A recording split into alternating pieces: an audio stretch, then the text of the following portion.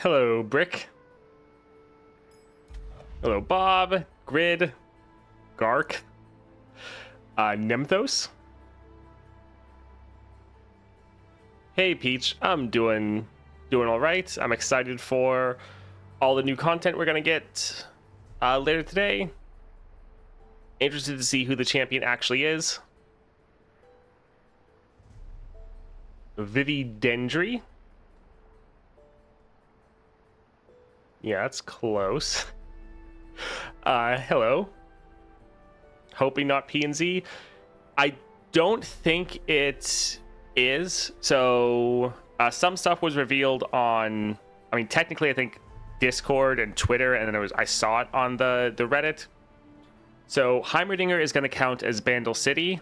So while it is still a little bit disappointing that, like, thematically we are getting a PNZ champion, but as far as our resources, we're getting a Bandle City champion as far as Heimerdinger. And then the other champion, I think they said somewhere that it's not going to be PNZ. At least that's what I saw online, one of the developers saying that it wasn't going to be PNZ. So I think it's going to be someone else. Hopefully that is. Hello, Rasmus. Any bets other than Ahri? No, Ari's the one that seems like she fits the best. I know a lot of people have been saying Victor just because they think Victor's going to be coming, but I really don't see how Victor fits the shape. That being said, I don't think the Scion one, or not Scion, I don't think the Swain one looked like Swain. So maybe that's going to make it weird. Do some strange shape that we haven't thought of, but Ahri looks like the best bet, which would be nice.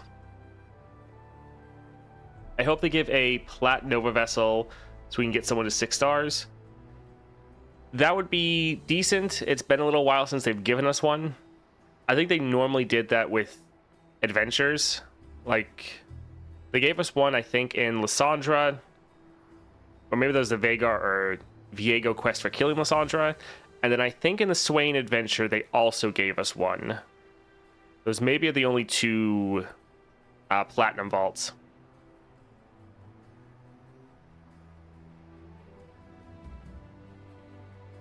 Unless they mean that Heimerdinger isn't PNZ, so we're only getting one PNZ.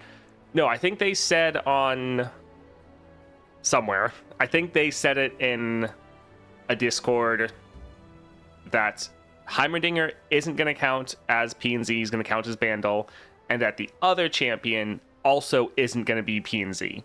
So technically, we're not getting any PNZ, at least if what the developers have said online is true. I want a Shadow Isle Nova Crystal. Yeah, Shadow Isle would be great.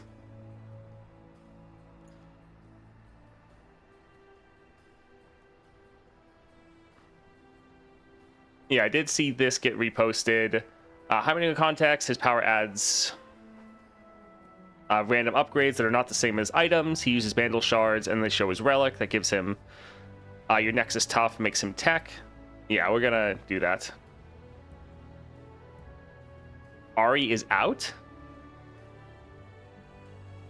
Did they post it early, and is it actually Ahri? Oh, well, alright, well, we'll take a look at that one moment then.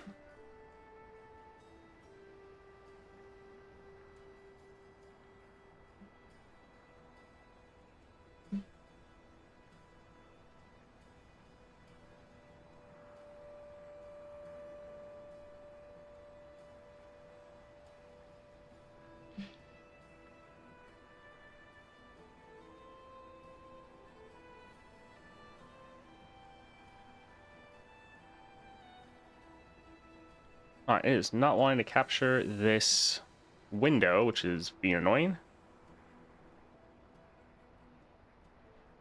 There is one on X that I'm looking at that they're showing Ahri. There we go. Okay, now it's showing up. So yeah, the new champion is Ahri. Cool. We'll just have to wait and see what we get as far as her powers. Yeah, I thought we'd have like an hour before they posted, but I guess maybe they're posting the patch notes then.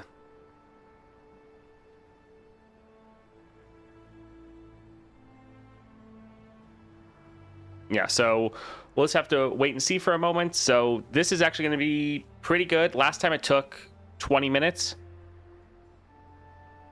But this is solid. Ahri is going to be pretty good because her playstyle is recalling allies. So like Yasuo, he's all about stuns and recalling enemies. Ahri is generally about recalling your own units. So that could be pretty interesting. I guess let's go and take a look at her.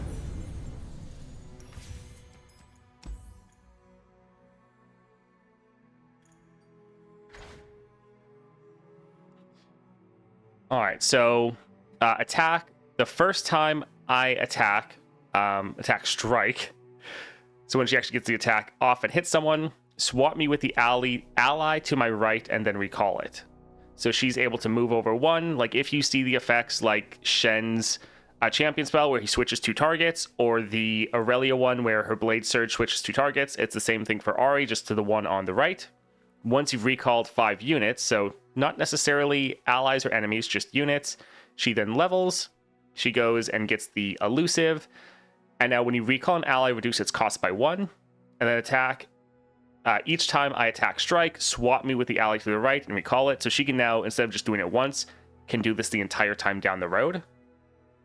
So that's going to be pretty good. Also, she is a 2-cost champion with quick attack. So being able to play her round 1 consistently will be pretty good. Her champion spell is focus speed, so you can't use it to respond to enemy spells unless they change it. Recall an ally to give an enemy vulnerable this round, and then create an Ahri in your deck. So the fact that this is focus definitely makes it a lot worse.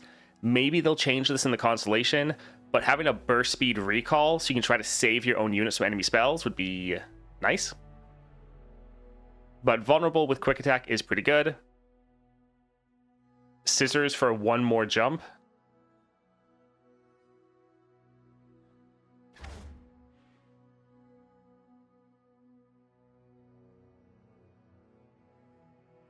I mean,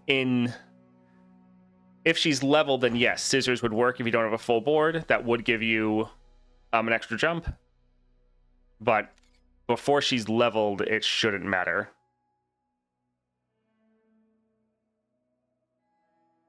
But that is interesting.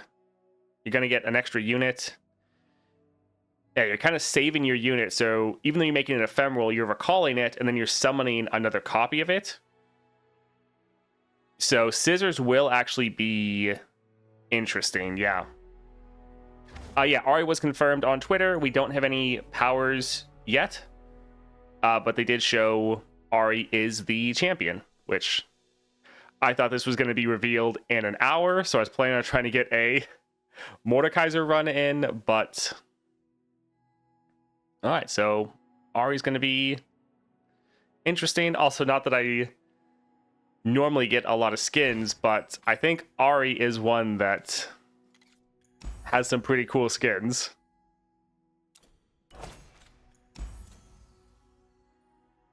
If they added this one as part of like one of the bundles like they did for like Jace, I would not complain. I didn't even realize this skin was in the game. Yeah, she's some pretty cool ones. Full patch notes when? Since this dropped an hour earlier than I thought, patch notes will potentially be in an hour, and a couple minutes, Ahri, her kit should be revealed. This will be interesting. I think let's go ahead and look at her region and maybe see what other cards might want to get added in. All right, looks like the first ad's wanting to drop, so we'll go ahead and drop that here just so that we don't have any while we actually get the star powers up. So if you need to go get a drink, go to the bathroom, go ahead and do that quickly. Yeah, droplet definitely makes sense. Let's go and make a little deck here. Oh, sorry, bro. Put that in the wrong spot.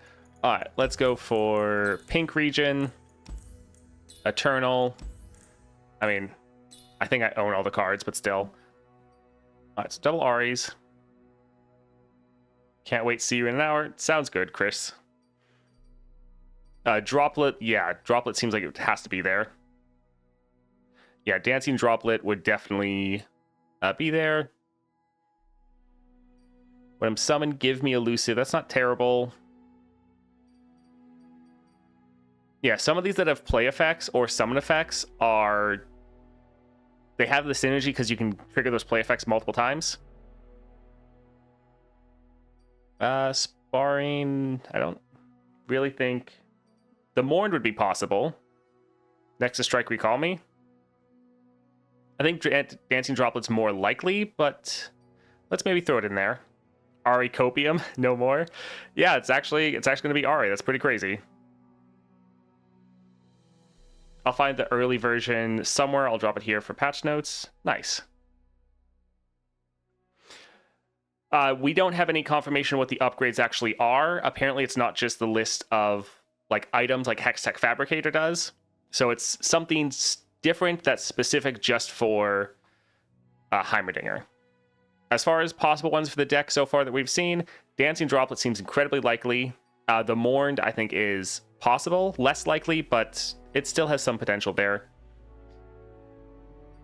Let's see. So we have Charm. This is the champion spell, so we'll add it in.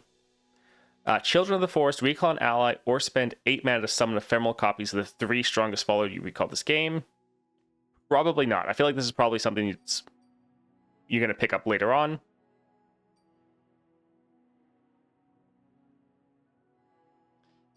When you stun or recall a unit, grant me 2 power. Possible, but I kind of doubt it since we already have this in the Yasuo one. The Mourned came with Ari, if I remember. Yeah, I think it could work there.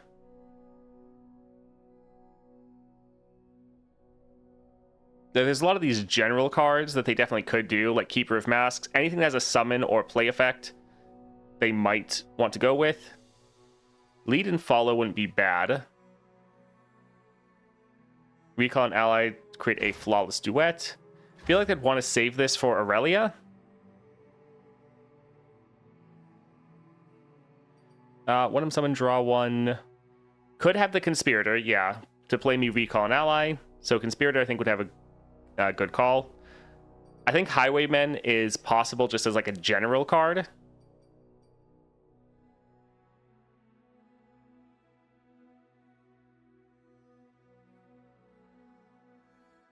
Grant all allies in hand 1 power. Recall an ally to grant all stacks of its spirits to another ally. Probably not.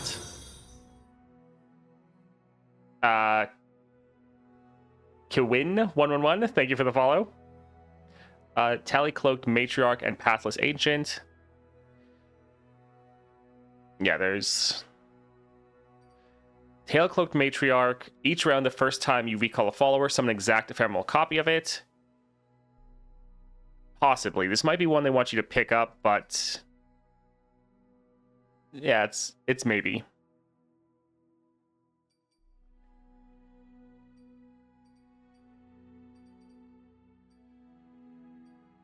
Could maybe see Jeweled Protector because you could play this, recall it, and then play it again. But I think they're probably going to want to focus on Ari being a pretty cheap deck.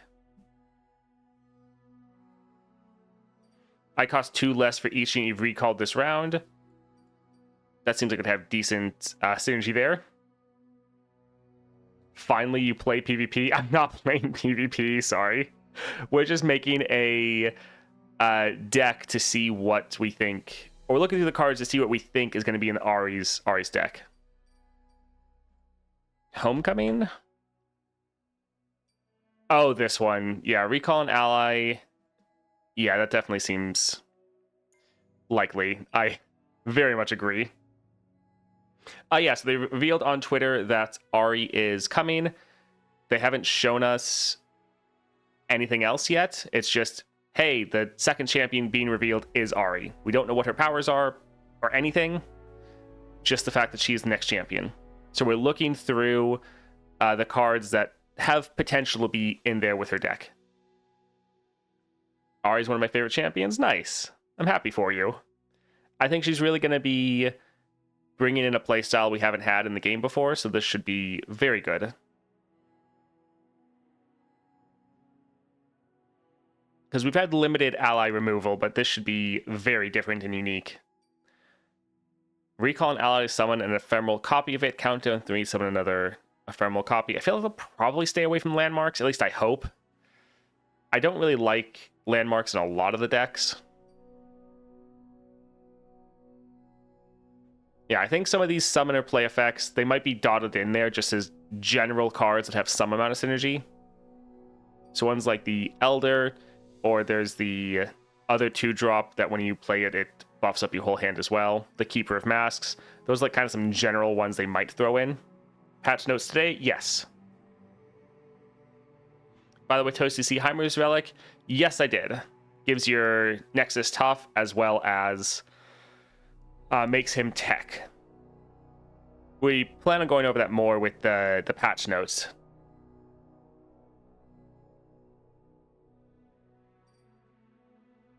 This stuff got published. All right, looking. Yep, there we go. So we will work on pulling this up here. All right, so when you recall an ally, grant it Spirit. Okay, so they're working on buffing up your units then. +1 starting mana. Units keep permanent stat buffs and keywords when recalled. When you recall an ally, reduce its cost by 1.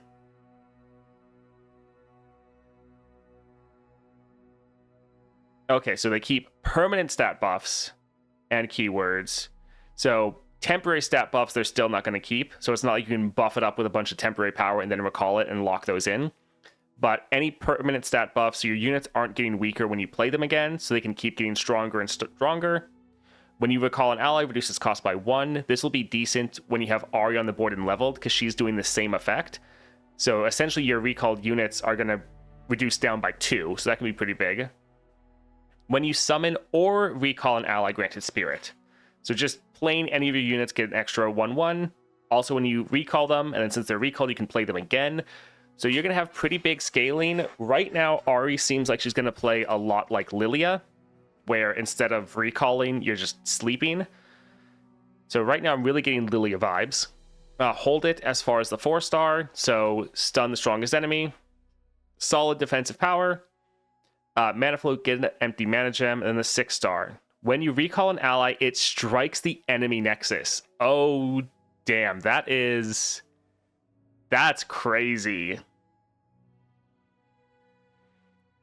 That's pretty big. So you're obviously wanting to recall units, and this is really going to change how you play, because now with Ahri, you have another factor when you're recalling units with her power, because you're now buffing them up when you recall them. You want a unit you can play again, but now you're also going to have them hitting the enemy nexus, and some units have special nexus strike effects, which Ahri can essentially cheat. So, like, that's going to be crazy. Like, there's one Noxus unit that if they get a Nexus Strike, they do, like, half the Nexus health. That, like, Swain will drop. So that 6-star seems not only very strong, but very fun. So that's really good. So far, she looks like she's going to play fairly similarly to Lilia, which I was hoping the recall would feel a little bit different, but you gain a lot of scaling. I like the fact that they have this stat buff increase in keywords, because that is one bad thing about recalling a unit, is they get essentially reset, which can be pretty bad. So this seems pretty good. Let's go and look at the starting deck. All right, so Dancing Droplet, not a surprise there. Sparring Student, also not really too surprising. The one bad thing about Sparring Student is that is going to be a lot of temporary buffs. So if you could lock in temporary buffs, Sparring Student would be insane. But it's only permanent buff, so he's not going to get that. We have Charm, so this is her champion spell. Getting the champion spell in the starting deck is always fantastic. And I think this increases the odds that this gets upgraded to burst speed. We have Mr. Root, which gives us some more draw. Spirit Dance, which I kind of didn't think they would go for because it's about spirit, but since they incorporated spirit into her playstyle, it actually makes sense. The Maker, I think the Maker lets you recall any unit with lower health. We'll have to check that. Homecoming and Pathless Ancient, pretty good, and I like the fact that the two most expensive things are 2 4 costs, and like the Pathless Ancient has cost reduction built in, and Homecoming, like a utility spell like that costing 4 isn't the end of the world. This looks like a solid starting deck. I think the deck will be okay. It's going to have a lot of draw, and you're having a lot of cheap units you can scale up. You're having multiple ways to recall your units. I think it's not crazy, and this still is going to have items that will make this better. But you're wanting a cheap deck. I think this is fine. The Maker recalls based on power. Yes, that is correct. All right, let's build this deck in game. All right, so yeah, no Mourned. Let's head up here. So yeah, we have the Sparring Student, Ahri. We do have Ahri's Charm. We didn't have the Conspirator. We did have Homecoming and Pathless Ancient, so we got those two right. Mr. Root. Let's just scroll down here. When I'm summoned, draw 1. So some more built-in draw. Not too bad, because when you recall this and play him again, then you're getting that. Also, he has the Spirit, so that has some synergies there. We also have the Spirit Dance, which was a 2-cost fast speed recall. Not bad. Now, this is only recalling your own units, but you can recall a unit to buff up another one, so this will be a solid combat trick. We have the Maker. There we go. Recall a unit with less power than me. So this can be friendly or enemy. So that's decent. And then that is it. So that is the starting deck. So Dancing Droplet, this has built-in draw, so that's really nice. Also Mr. Root, built-in draw. This is going to be very important because since you're having such a cheap deck and you're already having cost reduction built in through Ahri when she's leveled, right here, reduce an ally's cost by 1 when you play it. But then also you have cost reduction from your 2-star. Making sure you don't run out of cards is going to be very important. So having this built-in draw, very good. Charm, focus speed way to recall an ally. Hope this goes to burst, because if this goes to burst, you have a great way to protect your units, because focus speed, you can't use it to respond to enemy attacks or spells. So this going to burst would be really good. And giving an enemy vulnerable, fine, you're really going to use this for the recall though. Spirit Dance, same thing. At least this is fast, so you can be somewhat reactive with it. But another way to recall, another way to then buff them up, striking enemy units. But then you're moving all of these buffs over to another target, which can be nice. The Maker gives you that flexibility to recall your own units or enemy units. Also, since this is going to scale up from the Spirit potentially, this can recall bigger and bigger units, so that's not too bad. Homecoming, this is going to be great because you're not only recalling one of your units, saving them, buffing them up, having them strike the Nexus. So all that's fantastic. But then you're also getting rid of an enemy unit or landmark. So that's going to be very good because there's some adventures where you really want some way to deal with landmark. And I think you can count on one hand the amount of champions that have a built-in tool for landmark removal. It's like Kindred, Talia, and maybe one other person. There's really not many. Anyways, and then Pathless Ancient. So this is a 4 cost, but I cost 2 less for each unit you've recalled this round. So I mean, for one, just playing this as a 2 cost is very good, but you can often play this for free. So you're going to be able to play a bunch of units, and also the fact you're having a 2 cost champion that when you throw 3 different relics on there, that's going to be crazy. So let's actually look again at her star powers. So yeah, when you recall an ally granted spirit, when you summon or recall an ally granted spirit. So this is going to be really nice. You're just going to be buffing these units up a ton. They're keeping all of their permanent stats and keywords, so you're not losing out on that benefit at all. This has cost reduction. Level 2 Ahri also has cost reduction. Hold It is fine. It's, yeah, pretty much just fine. It's a solid power that's good on anyone, pretty much. Mana Flow. Extra mana is extra important on these cheaper decks, where it just lets you flood even more. And then the 6-star seems incredibly simple, but very, very fun. Yeah, that 6-star, I really like the design of that one. The 6.5 Howling Abyss. Yeah, it'll be nice to get rid of that. Yeah, Heimerdinger as well. Heimerdinger, they also gave him a way to deal with landmarks, so that's nice. Both of them have that. I think the only bad thing I find in the deck doesn't have a single unit that has a special effect in Strike the Nexus. If you find it will synergize with the legendary power. I think that's probably good. Having a Nexus Strike effect, I think people would say that's incentivizing them too much, or like they're purely designing the deck for the 6-star, which you don't really want that to be the case. But you want the 6-star to be great and to really elevate the deck, but you don't want to feel like the deck was designed just for the 6-star, because most people aren't going to have the 6-star. Yeah, I don't think the deck needs to very specifically combo with a 6-star. Makes mandatory, yeah. Fear Cleaving Axe, Death's Foil, and Scissors seems to be the build. Yeah, Fear Cleaving Axe will be good to boost up all your units, especially because they're going to keep those stats when they're recalled.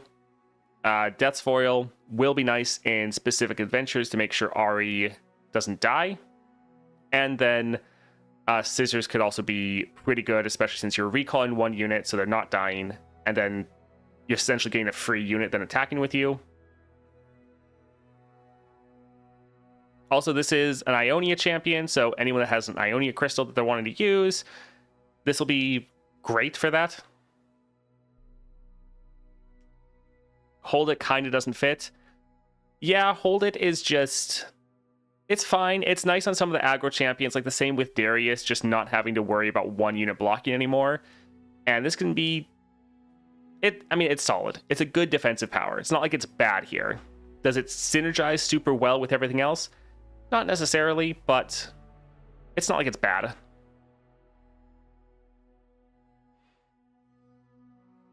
Two stars Ahri level 2, yes. But the thing is, when you have Ahri level 2 on the board, then those should be stacking effects. So having 2 cost reduction on any unit you recall, like we look at her starting deck, that means you're playing half of your cards for free, which is very nice. And then like even with Pathless Ancient. So if you have Ahri leveled on the board and you have your 2-star, the only card you're not playing for free is the Maker.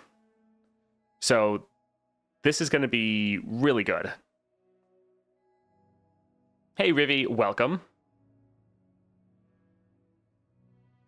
They should give more champs a 5-star like Kai'Sa. That would be nice. Yes, I'm hoping that we would see more of that. A little bit sad. I think that's probably in situations where... well, so it's good and bad actually, now that I think about it, because it's more interesting when they have a 5th star, but you also don't want people to feel like more of the power is locked behind the 5th star.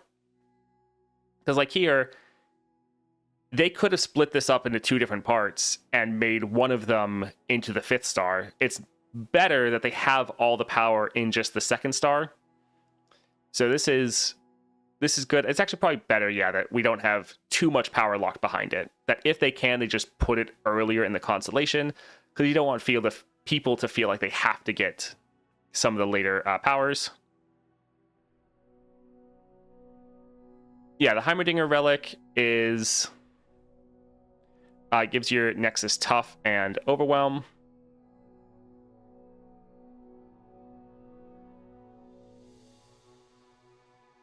All right, one moment. All right, so here's the Heimerdinger Relic. Can we increase this at all? Okay, we can do it for here. All right, so power, your Nexus has Tough, and I am Tech. Your Nexus having Tough from a power is very nice. This will be obviously very good into like Lysandra, but I mean, a lot of tougher encounters, this will be very solid for. But this making you have Tech means that Heimerdinger now can buff or get buffed from all of his star powers, whereas before it was pretty much just his turrets.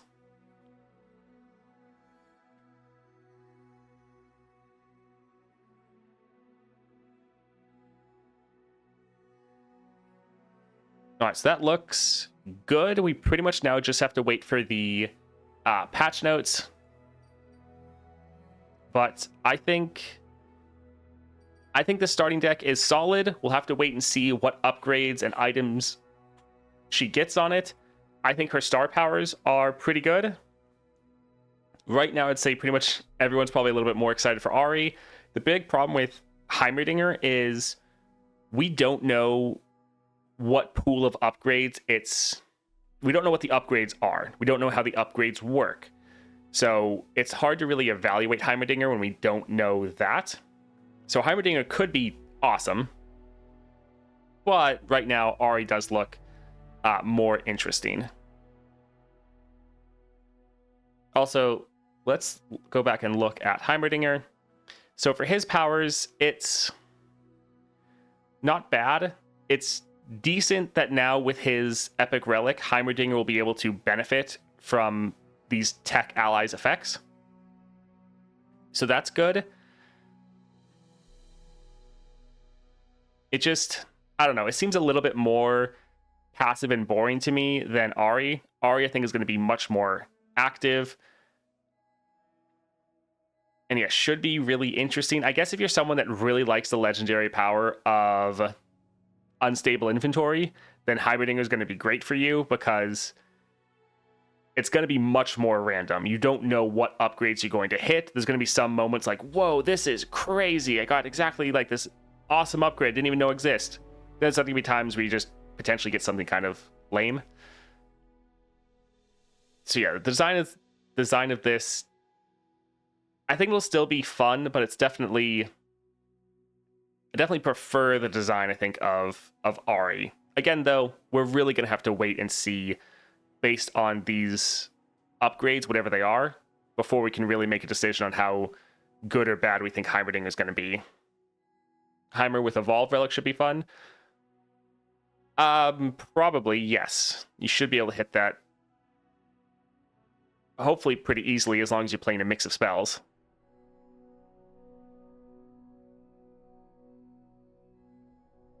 Who do you think we'll get for free?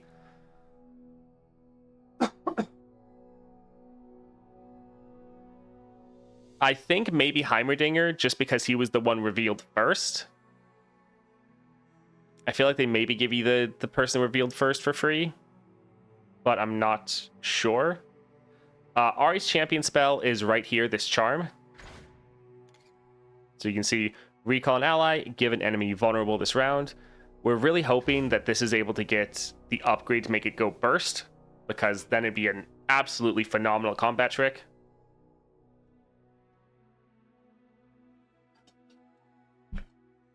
You always get the one you don't want for free. Also, the arcane factor will get Heimer. Yeah, I think it's more likely that we get Heimerdinger.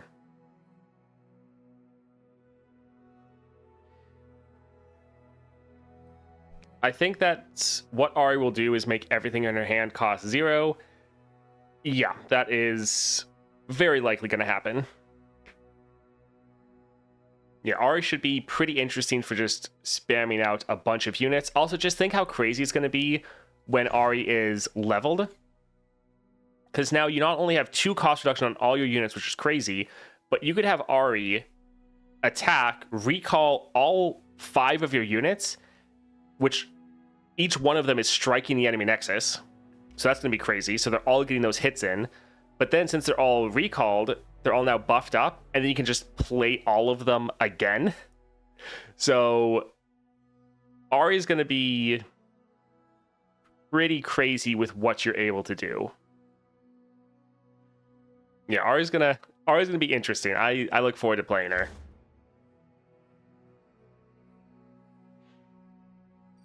I actually kind of want to go see how close am I to get anything with Ionia. I think it's one of the worst regions for me. 20 Nova Shards, yeah, not even close there. Also 20 for Banjal City, so also not close. 20 here, 5 over here. Yeah, this is not looking good for me. That's sad. I guess 100 gemstones. Little bit sad.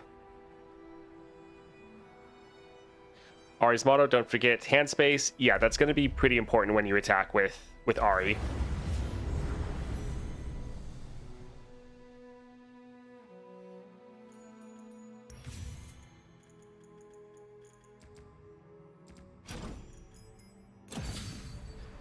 For me, this is good. I got a crystal and 60 shards. Nice. Yeah, I'm sure there's some people that they've just been sitting on a Ionia crystal that they've had for a while, and they'll just like immediately throw that on. Yeah, I think with getting the Nexus Strike effect off, that's going to be very interesting. The second star means the opponent also maintained the stars or the stats. We'll look at that one moment. All right, so units keep permanent stat buffs and keywords when recalled. That is a good point, that this does say units, it does not say allies. So potentially you need to be careful about recalling enemy units. Because yeah, it specifies ally down here, but doesn't say allies up here.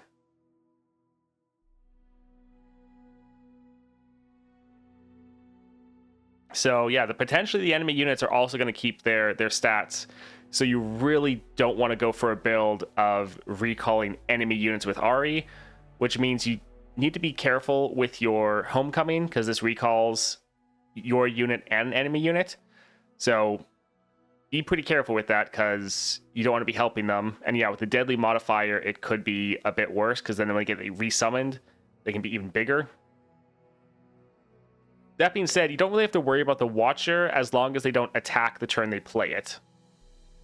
So if they drop it on their defensive turn, then it's just going to be permanent stun forever. So that can kind of help. Who do we think will be better between her and Heimerdinger? That's really just going to depend on Heimerdinger's upgrades. Like, we don't know essentially what his star powers really do, because we don't know what pool of upgrades there are. And apparently there's kind of like 3 different pools, because if we look at Heimerdinger, it's like play a random upgrade, and then here a improved pool of upgrades, and then here random improved upgrades. So there's kind of like 2 different pools of them.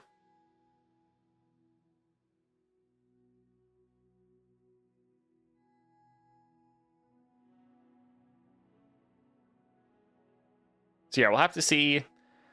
But based on the upgrades, like, Heimerdinger could be pretty crazy. Like, his 6-star of giving all of your tech allies 3 random improved keywords and summoning one at the start of the game. Based on those upgrades, like, are they getting double attack and a bunch of stats? Like, we don't know. Also, one thing to note with Heimerdinger, anything that focuses on keywords will be decent. So going for the Beast Within wouldn't be bad, because all your tech allies will then get that 1/1 and Overwhelm. So Beast Within could be the play.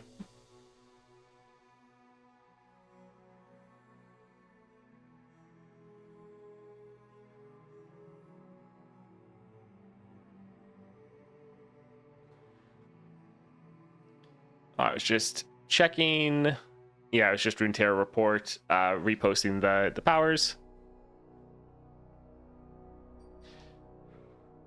This is exciting. The patch notes should be about 20 minutes. So yeah, we'll have to see. And I'm sure, like, let me know on if people on Reddit have been able to data mine and find other epic relics, because we don't know what Ahri's epic relic is yet. They said the patch notes are dropping today. They put that in their on their Twitter.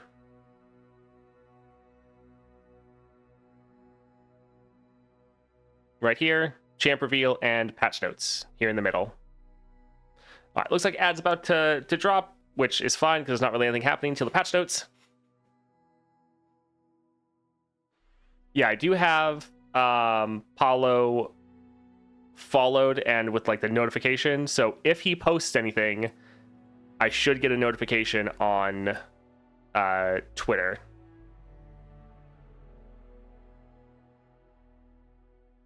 The patch isn't happening tomorrow because of 9/11, the terrorist attack.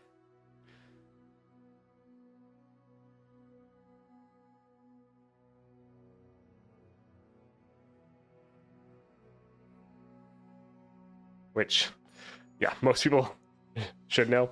Since I missed a chunk of stream, what's all got revealed? Heimer's Relic got revealed technically yesterday after stream, and then Ahri got revealed so far, and then we're going to be getting patch notes. Hey, Service. Things are going pretty well. I'm excited about Ahri. I think she should be pretty interesting. So we'll see how she does. I think she has a solid starting deck. I like the fact that she has double draw just baked in naturally. I'm really hoping Charm escalates to burst speed. But yeah, so far I'm happy with Ahri's kit right now. Yeah, I don't think you missed too much, because as soon as we started stream, Ahri dropped, and then we had to wait a couple minutes, and then her actual kit came out. Yeah, about 20 minutes, and we should get patch notes. Maybe there'll be more thing in the patch notes. There should be, yeah.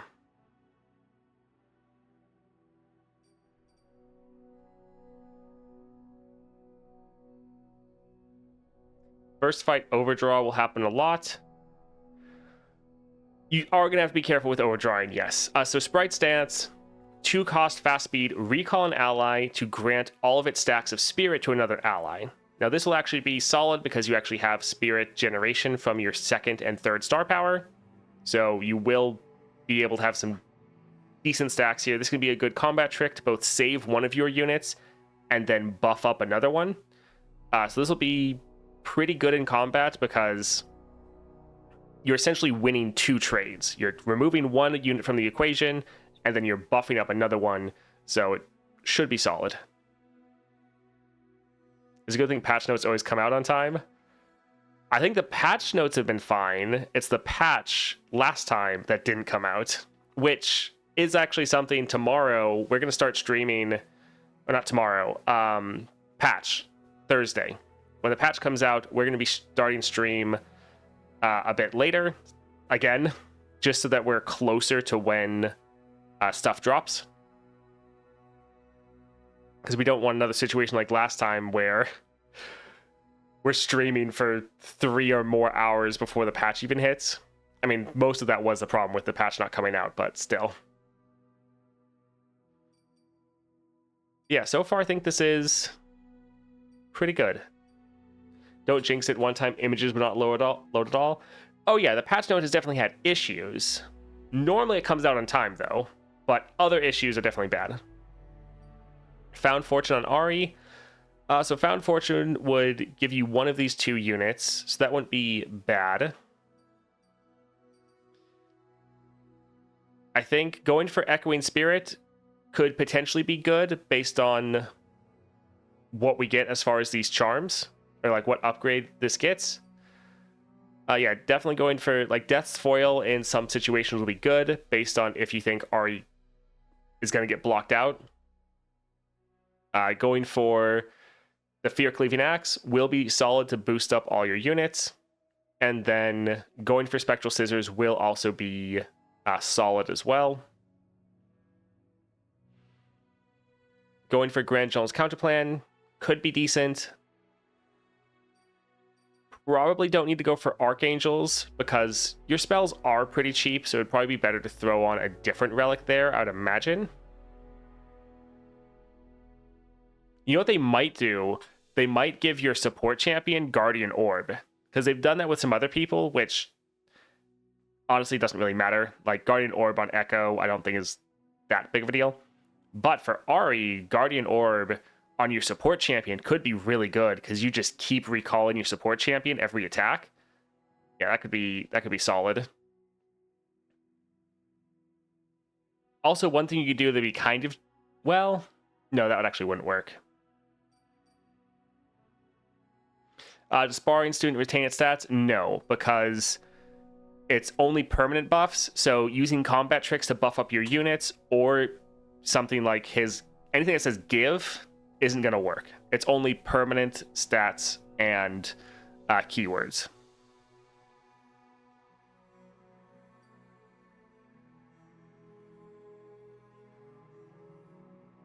All right, looks like we have Ahri's Epic. So Essence Theft. Epic, when you recall another unit, grant me 1 power. That is massive. Power, game start, create a homecoming in hand and granted double time watch. Okay, so homecoming, that is the recall spell of recall one of your units to recall an enemy.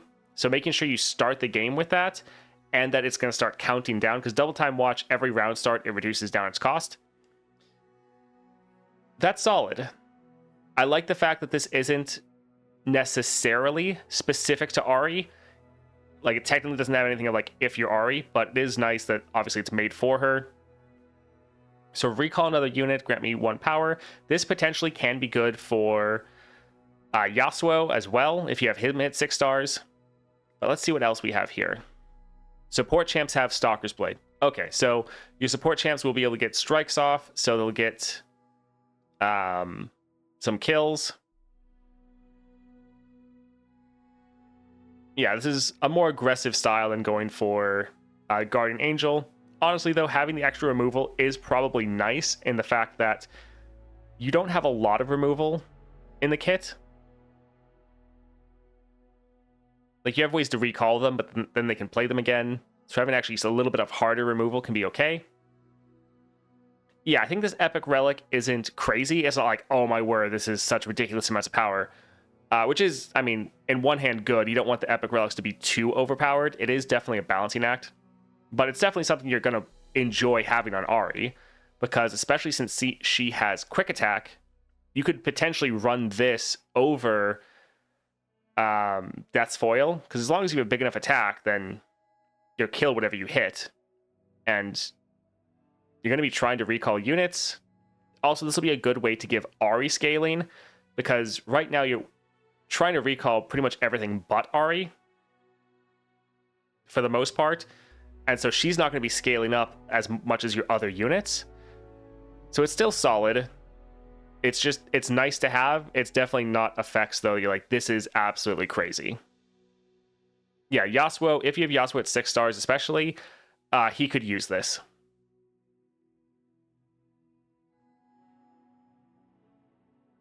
In my mind, Spectral Scissors sounds good. Yes, definitely. Spectral Scissors should be solid. Chosen Ahri could be nice. Potentially. You're really gonna... It'll be interesting to see how much you want to recall Ahri. So her level up is you've recalled, not I have seen. So recalling Ahri doesn't reset progress on her level up. Just normally the reason I would think that you'd want her on the board is so that you have this effect going off. Because this should only be happening when Ahri's on the board, so she's giving you that extra cost reduction. So I feel like unless you specifically are needing to save her, you probably don't want to recall her. Although one thing to note, with your 2nd star power for your Ahri, which we will pull up right here again, +1 starting mana, when you recall an ally, reduce its cost by 1. With this, Ahri can go down to a 1 cost, so you have another way to trigger a potential Yips Genius if you ever get it, to get a little bit more stats. So that's not terrible. Just another fun little way, a fun little interaction you can have.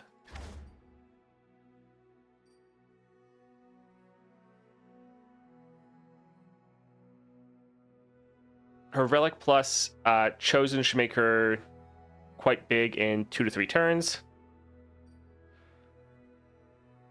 Yeah, she could get pretty large. Let's see, these... Alright, so none of these have subtypes at all. So yeah, you have no subtype synergy, so Beast Within doesn't give you extra stats.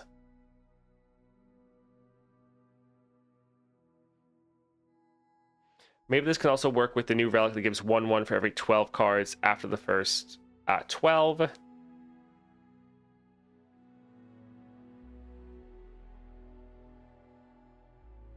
Will you play PvP? I've waited so long. I don't plan on playing PvP, sorry. I have no interest in doing that.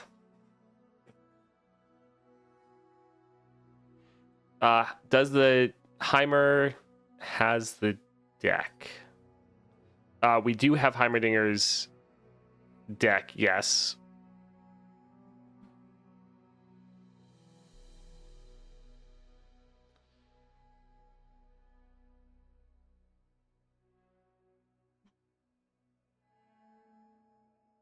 All right, so this is the Heimerdinger deck,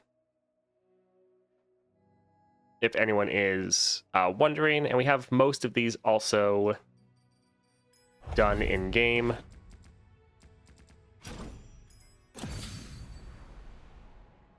So in game, you can see pretty much all of them here. There is like one of them that isn't possible to make, and that is this one right here. This is going to be a standalone card in the deck as a 1-drop.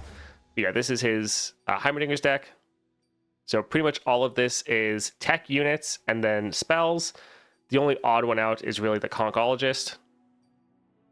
Overall, though, it seems a good mix of spells and units, which is really what you're focusing on. You're playing spells to buff up your tech units. So you have tech units in hand, but then Heimerdinger, with his effect, can make all of his turrets, which are obviously all tech as well. How does Ahri with Hidden Tome sound? I think it's fine. I don't think it's... Yeah, I think it's just fine. It's not one of the relics that you really are going to need to have. Like, you have nice spells, but I think relics that are going to help you in combat, buff up your Ahri or buff up your board, is probably going to be more impactful, in my opinion. So it's not bad to have, but I think I would rather go for like Fear Cleaving Axe or Spectral Scissors. How do his stars work again? Is it a thing that happens? So you have to play your 6 cost worth of spell. So it's the same condition as like Lux. So we pull it up here. Tech allies in hand and in play have a random upgrade for each time you spend 6 or more mana on spells. So this isn't like Jace, we have to play 6 cost spells. This is like Lux, we have to play up to 6 mana in order to trigger this effect. So you're playing spells in order to buff your units, which also is good for Heimerdinger, because when you play spells with him on the board, you generate your turrets. So it does fit pretty good for his sort of playstyle. The big thing, though, is we don't know what these upgrades are. So we can't really evaluate the power of it yet, because we just don't know what the upgrades are. So it's probably going to be something that once we actually start playing with him, is actually when we can evaluate how strong he is.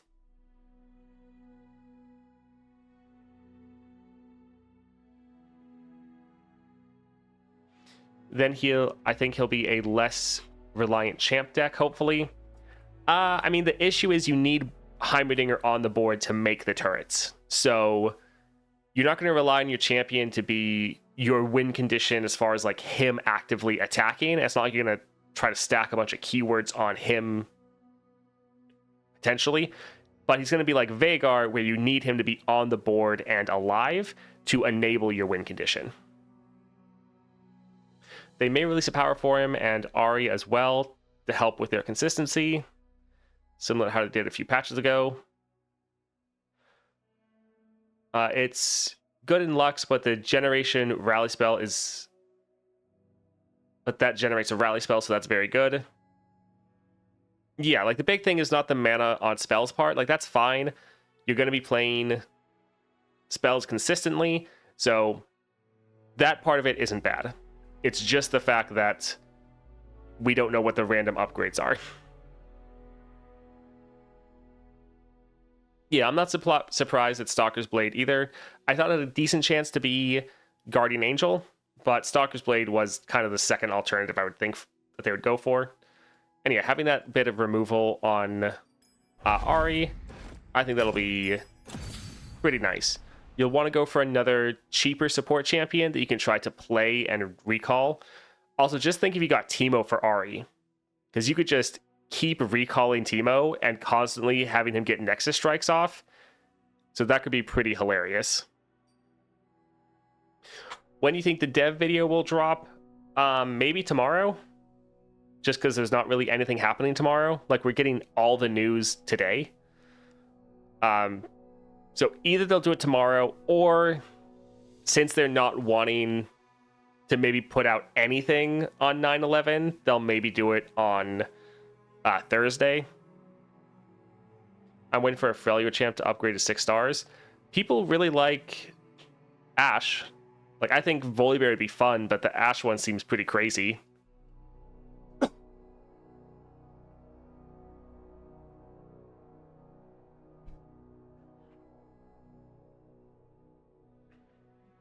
So far, though, I'm excited about these two champions.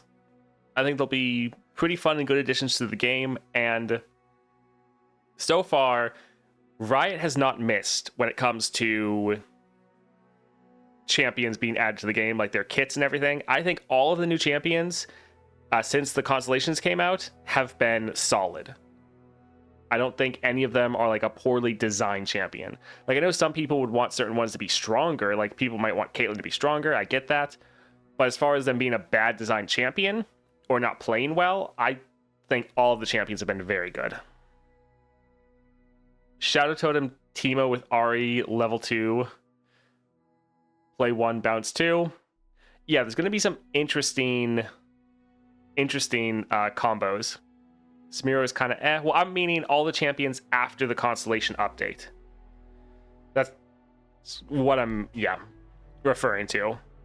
Because, there's some of the Constellations that could be a bit better. So I wasn't talking about that block of champions that all came, just all the ones that came after that. Most of the Constellations are pretty good, too.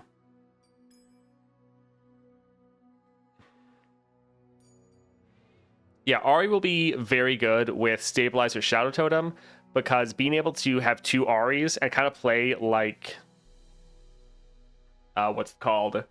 Nidalee, where for Nidalee you get 2 copies of Nidalee and you want both of them to support an ally. With Ahri, it's going to be similar because it's just helping you get a lot more progress towards your level up. So that'll be decent. And also, even if you just have 2 Ahris, you can have 1 Ahri support the other ones. You get another copy then in your hand, and then you get a champion spell. So it's still not terrible. I don't really get why Ahri is Wonder.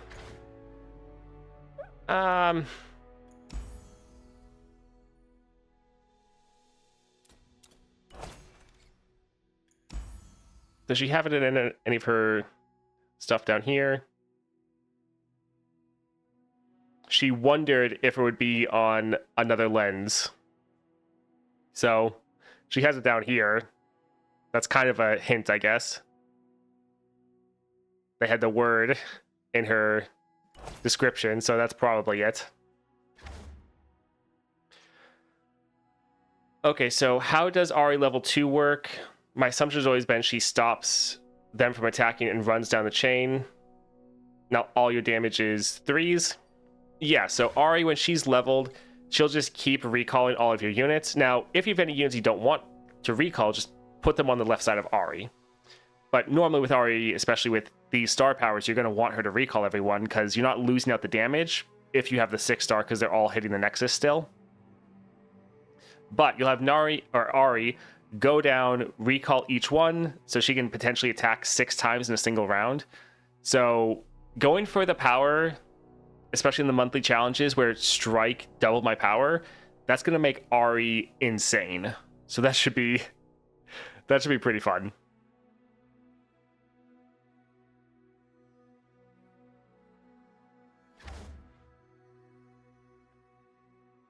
She wonders who she really is or not.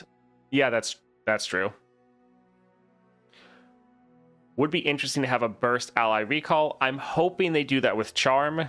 If not Charm, then Spirit Dance. But yes, I'm hoping they increase one of these to be burst speed, because that would be fantastic. Did you do a relic breakdown for Ahri yet? A bit. So some of the ones that seem like they're going to be very good. Potentially Death's Foil if your Ahri is going up against units that can block and kill her.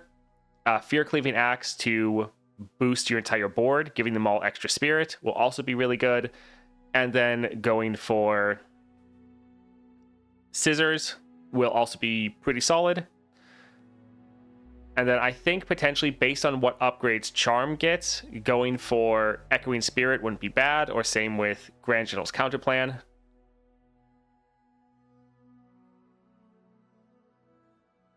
In your opinion, will Ahri be able to run higher nightmares or suffer like Caitlyn? I fear she might have the same problem dealing with big starred units on enemy board. It's going to come down to see how fast we can scale her up, because she's going to have decent scaling. So if we take a look at her star powers, like right here, when you summon or recall an ally granted spirit, so just all of your units by default have an extra 1/1, so that's nice. If you can recall and replay your units fairly quickly, then stats might not be too much of an issue, but I definitely could see her, yes, struggling to have enough stats to be able to succeed. We'll have to see. Obviously, the 6-star is going to be pretty massive, so this just doing straight damage to the Nexus and constantly chipping them down. Like, imagine if you had this with, like, Ichor. So having Ichor on Ahri with the Deadly modifier for the weeklies is going to be insane if you have her at 6 stars. So can she potentially struggle in some of the tougher challenges just by getting stat blocked, essentially? Yes, but maybe she'll be able to recall her units enough, because essentially every time you recall a unit, you're giving them 2/2, because they're getting 1/1 from getting recalled, but then when you play them again, they're getting another 1/1. So yeah, it could be good. Also, you having so much cost reduction from the 2-star plus leveled Ahri that you can pretty much every time you recall a unit, play it again normally for free. So you're going to be very aggro. You're going to put a ton of pressure on the enemy early. You might struggle in adventures like Swain that hit the board with like 5 units. Like, that could be a problem for you. But other adventures that, even if they're difficult, you can just out-tempo them.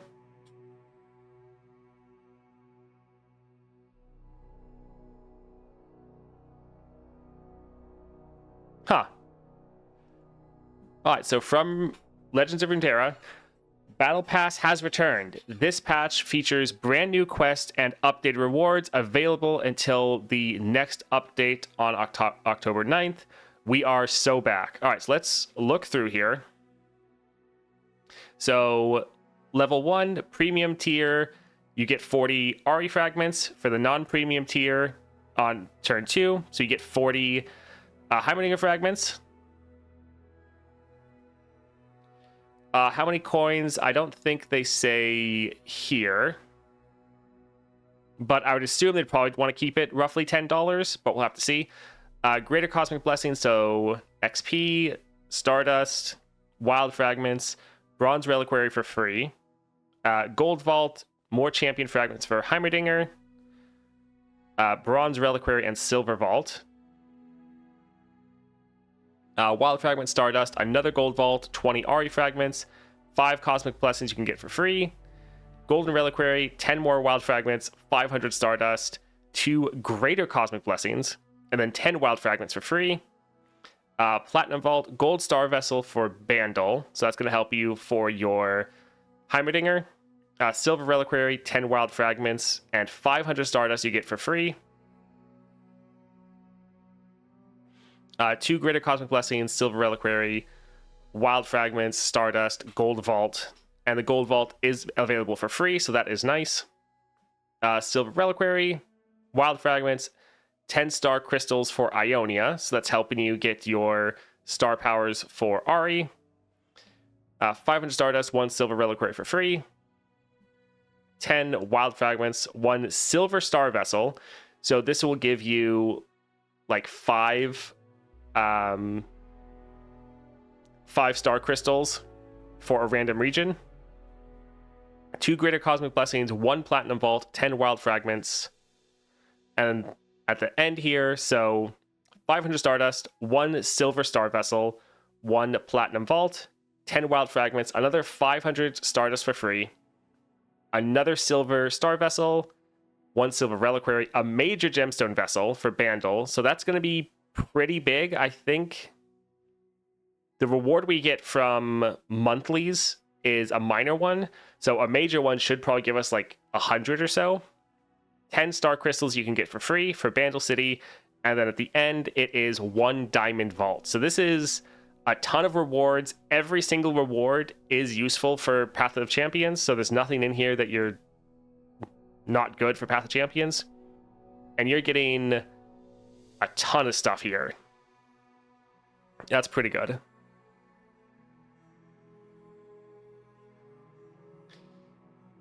Normally it costs like $10 roughly. No golden reliquary. Yes, we don't get a golden reliquary, but that always was going to be kind of unlikely. But we do get star crystals, and we do have several star vessels in here. Now, most of the star vessels are silver, so that's giving us more star crystals. We're not getting a ton of progress towards the 6 stars.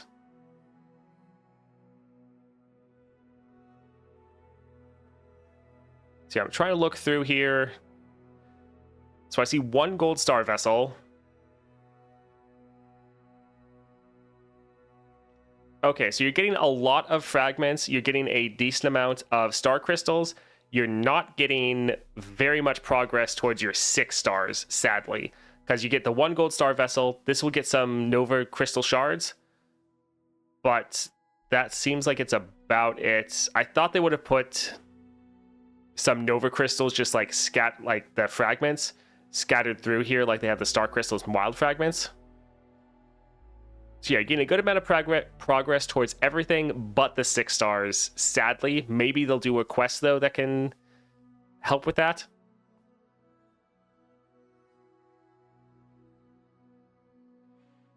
This is a lot better for free-to-play players than it used to be, because normally free-to-play players got almost nothing, where here it's not crazy, but you're still getting some good stuff for... Like, it's more than you're getting right now. I think you're getting, like, over 1,000 Stardust, decent amount of wild fragments. You're getting multiple gold vaults, I think.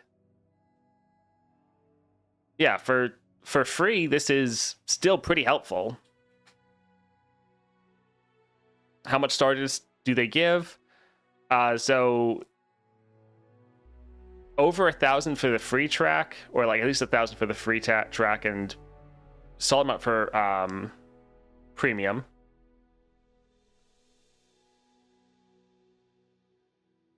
Last Battle Pass was more of a mix of Path of Champions and PvP. Yeah, this is only Path of Champions rewards, which is nice. Yeah, there's no skins in here. There's no critters, whatever they're called, the pets.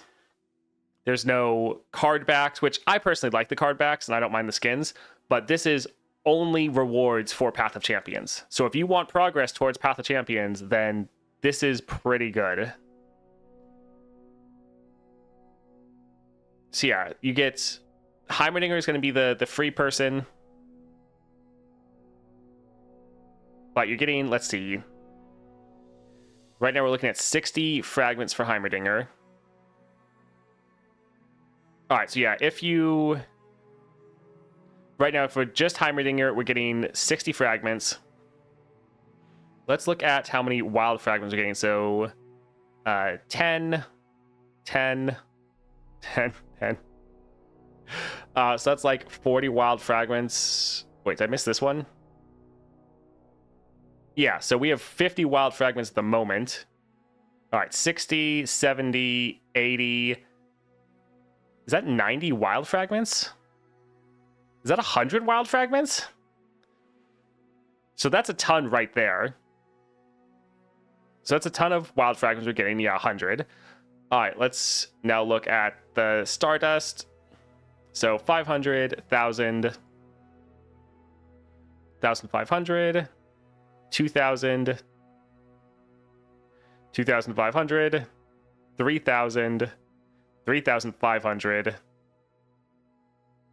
All right, so 4,000 Stardust in here, 100 Wild Fragments, 60 Fragments for Heimerdinger, 60 Fragments for Ari, a Gold Star Vessel, and also you're getting like a lot of vaults. So let's see, we get a Gold Vault, so that's duplicate protection. So that's like a minimum of what, like 20, I think? Another Gold Vault, so there's 2 of them. A Platinum Vault. Another Gold Vault, so that's 3. Another Platinum Vault, so 3 golds, 2 platinums right now. Okay, so we have 3 Gold Vaults, 3 Platinum Vaults. All of those are duplicate protected. And we also have a Diamond Vault at the end. So the amount of fragments you're getting here is insane. You're getting so many fragments. What am I supposed to do with all this Stardust?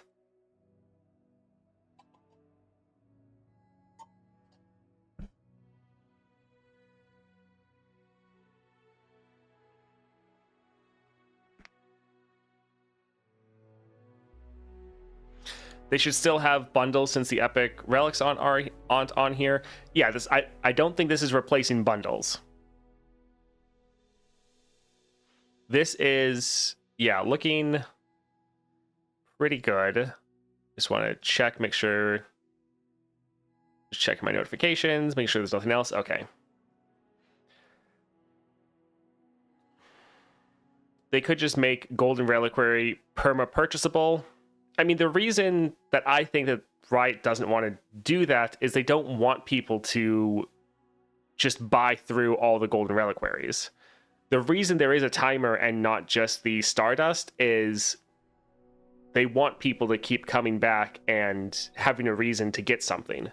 They don't want people to earn everything immediately. Do we know the odds of what's in a major gemstone vessel?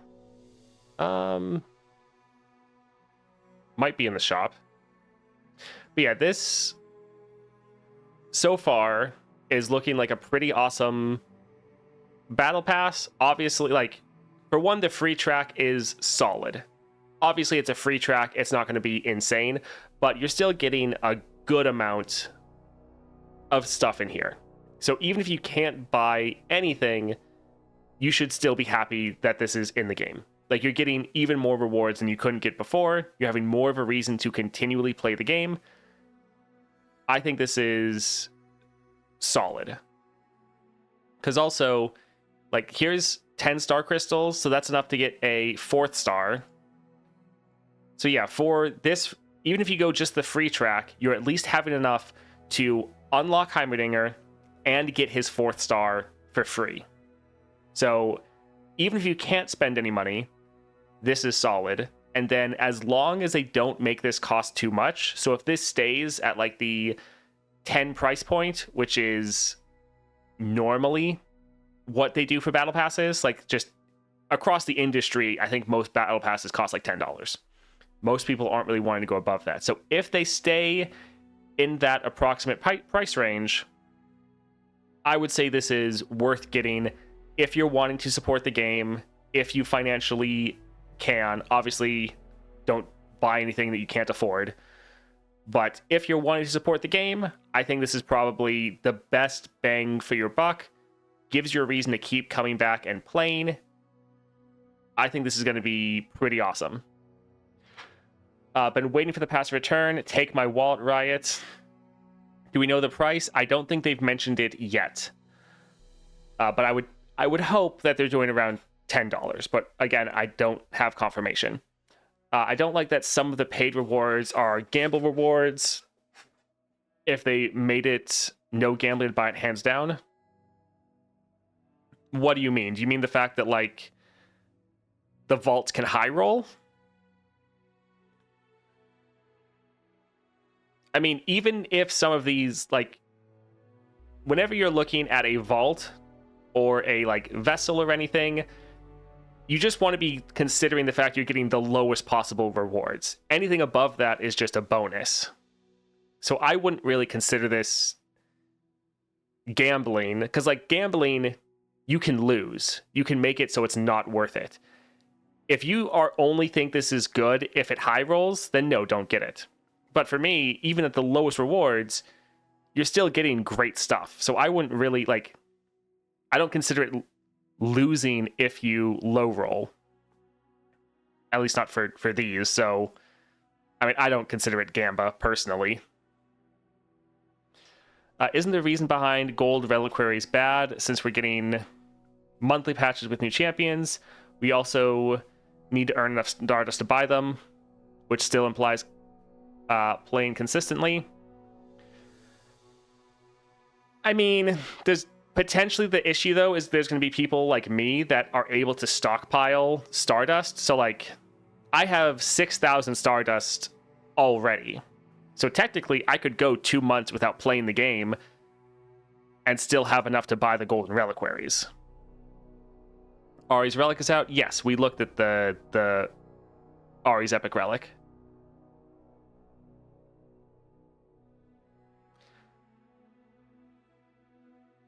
So, yeah, we'll see how many... Okay, so there's only 50 levels.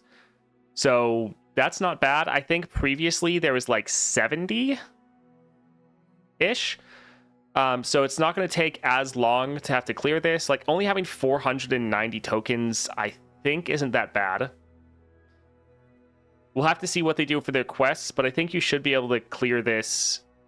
Especially, this should be up for, like, at least a month, if not 2 months. But even if this is just, like, a month, you should be able to clear this pretty easily. If you're playing, like... If you're just playing and getting your daily quests done, I think you can play this without having any difficulties. I don't think you should have to grind.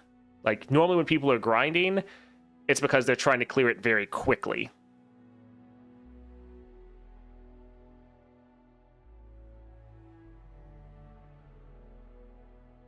They said 1 month. Let's... Battle Pass is returned. Available until next update on October 9th. So yeah, you have 1 month to clear this. I don't think this should be difficult. What's my notification? Is that probably the same thing? Yeah. All right, so yeah, they dropped the 2 relics. So we have Heimerdinger's Relic of Power Your Nexus Has Tough. Really nice, essentially just a better version of turret plating. So even if you don't play Heimerdinger, this is still nice to have. Making sure your Nexus has Tough, if you're going into Lysandra, like, it's still going to be niche, but this will just be solid for that in general. So anytime you're using turret plating, this is just a better version. But then I Am Tech, this is important for Heimerdinger to make sure he triggers the star, like his star powers that affect tech allies. So solid. And then we have the Ahri one. When you recall another ally, grant me 1 power. So this is going to be good for Ahri or Yasuo, especially if you have him at 6 stars. Not crazy for him though, but still it's usable. And power, game start, create a Homecoming in hand, granted double time watch. So Homecoming, that is the 4 cost recall an ally to recall an enemy. So getting this in your hand and then double time watch counts it down every single round. Obviously, this will be solid for Ahri. I don't think this is insane.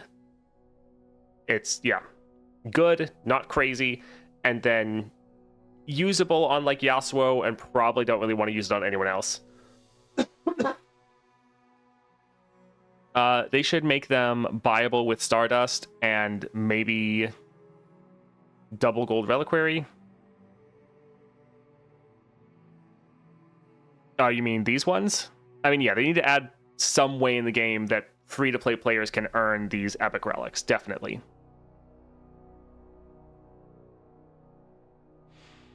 Set could use Essence Thief, but I don't think he recalls enough for it to be worth. No, I don't think Set really would... Like, yes, you have some limited recall, but it's not enough. The left one is So Good versus Swain. Yeah, this is going to be pretty good in specific encounters because it's just an upgraded version of turret plating. So the fact this is a power is nice because that's the biggest issue with turret plating is the fact your champion has to be on the board. What are the tokens in the pass? So that's how you're like earning progress. There's normally a repeatable quest that like every 4 to 5 wins, you get like 5 tokens. And then there's actual quests to complete that give you more rewards. Also, one thing to note.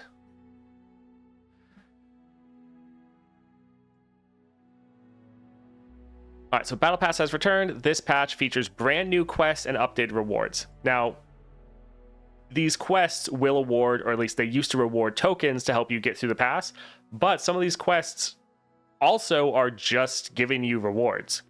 So while we're seeing all the rewards in the Battle Pass here, we don't know the rewards in the quests, so potentially we're going to get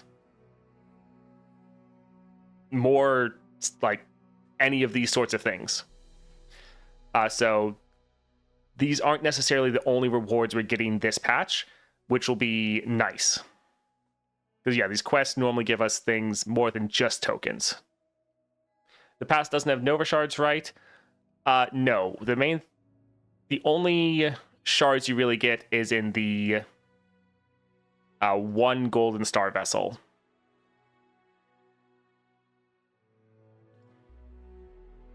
I'm just being blind. There. All right. So there at 22, you have the Golden Star vessel. Honestly, I'm a little bit sad we only have 1. I was hoping we would get more than 1 Gold Star vessel. Like, we have a couple silver ones. But yeah, a little bit sad we didn't get more.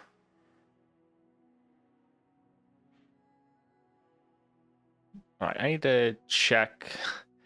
Patch hasn't been out yet, right? I thought it was going to come out maybe at 12.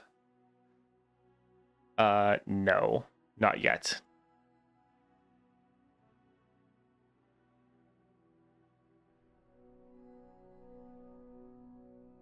Yeah, we got a major gemstone vessel. I don't think we've been able to get this other than potentially in-game, which let's go look at stuff for a moment.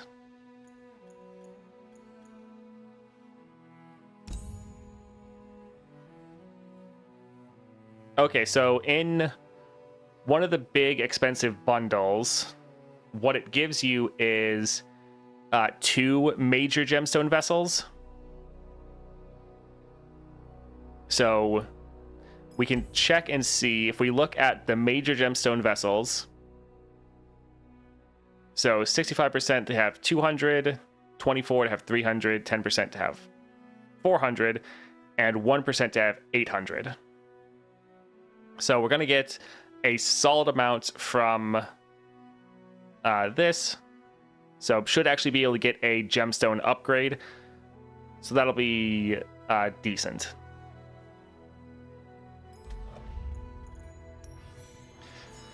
How much do gemstone upgrades cost again?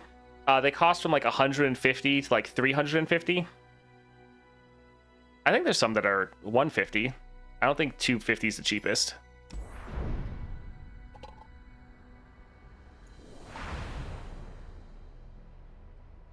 Silver Star vessels look like a diamond. Yes, yes they do.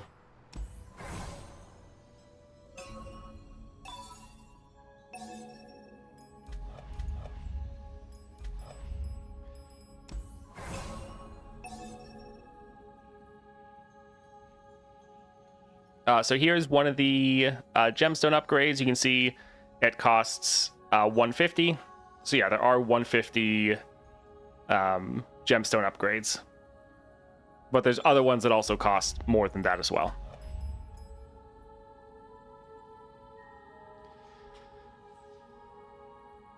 So major gemstone vessels are literally the only practical way to get a celestial upgrade. If you're someone like me that's further on and you can start buying the minor gemstone vessels in the Emporium because you don't have anything else to do with Stardust. Other than that, yes, it's pretty much the only way to get the gemstone upgrades other than spending money. But the thing is, with this Battle Pass, there's tons of Stardust in here. and there's like raw flat Stardust, but then also if you hit any duplicates for any of the other upgrades, you're also going to get more Stardust. So this is giving you more than enough Stardust to get an entire Golden Reliquary. But if you already have enough Stardust to get Golden Reliquary, you can just spend that Stardust on getting the minor gemstone vessels if you don't have anything else to buy, to start getting those upgrades a little bit more consistently. So yeah, we're getting a lot of stuff. The tokens, you earn these by playing and by completing quests, which is how you progress the event pass. Which, it's funny, they used to call it event passes, and now they're actually just calling it a battle pass, which is kind of funny.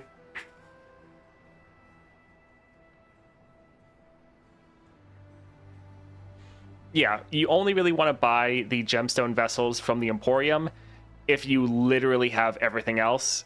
And like, if you're waiting on cooldown from your Golden Reliquary. So what I do is I will sit at the cap I want for Golden Reliquaries. So right now I'm sitting at the cap of 6,000, just in case it lets me buy 2 back-to-back. Sometimes that happens. But then once I get above like 7,500, I'll then buy a gemstone vessel with my extra Stardust. So that's what I do, and kind of the only time you really want to be buying those, because otherwise you do want to save your Stardust for anything else. But when you've nothing else to get, it's, yeah, good to do. Yeah, the minor ones tend to just give gem 20, which isn't a lot. Do you think gemstones are overrated? No, because no one rates them very highly. Like, no one really cares about them, so I wouldn't say they're overrated. Do I think they're great? Not really. Some of them are nice. Like, I've gotten on like 1 or 2 of my champions 1 extra reroll for all champions of that region. So that's pretty good. They are even whelming. Yeah. I see another notification here. Let's see what this is. Just looks like the same thing again. Okay. Do you have a full constellation, including gemstones? No. No, I do not. Yeah, like for Swain, I have like all of his upgrades, but I don't have the gemstone ones done. Yeah. Oh, look, this one's actually 100. So there's even ones that just cost 100. Huh. Yeah, in general, I don't think most of them are worth getting. I think the only ones I would get when I have the resources is the ones that affect the entire region. So extra XP for Noxian champions, great. Extra starting gold for all Noxian or Noxus champions, great.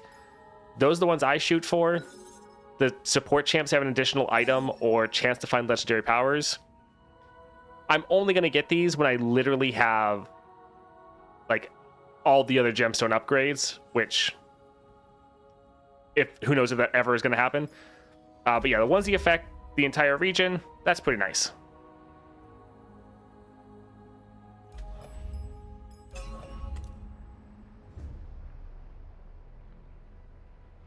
Also, aren't all gemstone upgrades global? No, only the ones that specify a region.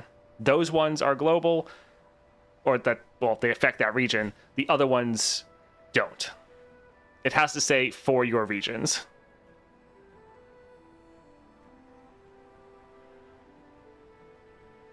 What is the prize of the battle pass? The last upgrade is a diamond vault. But, I mean, the prize of the battle pass is just all the stuff throughout it. I have 2 Ionian Nova crystals. What champion would you recommend using? Ahri, definitely. Would definitely recommend Ahri. The other 2 you have are Lilia or Yasuo. Yasuo's one is fine, but to be honest, I think Yasuo is good enough without it. Like, I think it's a fine upgrade, but yeah, I think it's not as impactful. Yasuo is already so powerful that it's kind of the same thing as upgrading like Morgana. Like, sure, the Morgana one's not bad, but not that big of a deal. Lilia is your other option, I think. Yes. And I think this will be fun. Each round, the first time you play a unit, summon a ephemeral copy of it. Attacking. I think I would probably go for Lilia and Ahri if I was in your position. How much is the new battle pass? I don't think we have confirmation yet of how much it's going to be. Lilia 6 stars for speedrunners from what I've seen. I mean, that makes sense. Well, as someone who hasn't been playing because leveling is slow, I'd much rather have a temporary XP buff than not have it because I'm swimming in XP relics. Because I'm not swimming in XP relics, yeah. Yes, destroys everything in his path, even at 3 stars. Right, which is why I don't really think you need to get the 6 star. I think the other Ionia champions are going to get more benefit from it. And again, it's pretty much the exact same situation you're in with Morgana.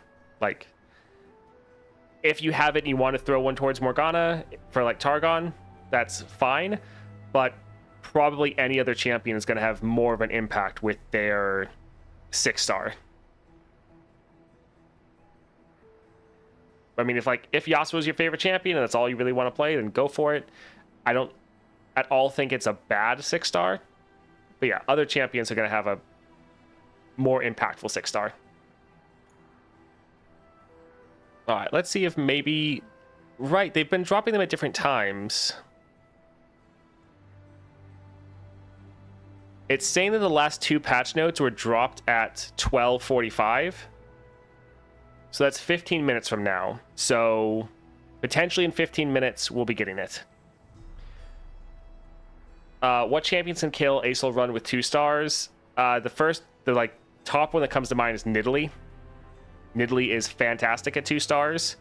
Like, I think I cleared Acel, like my first attempt with Nidalee at like level 13 or 14 with 2 stars. Yeah, we should be getting patch notes soon. You would think that in the patch notes, they would tell us the battle pass pricing. You would hope.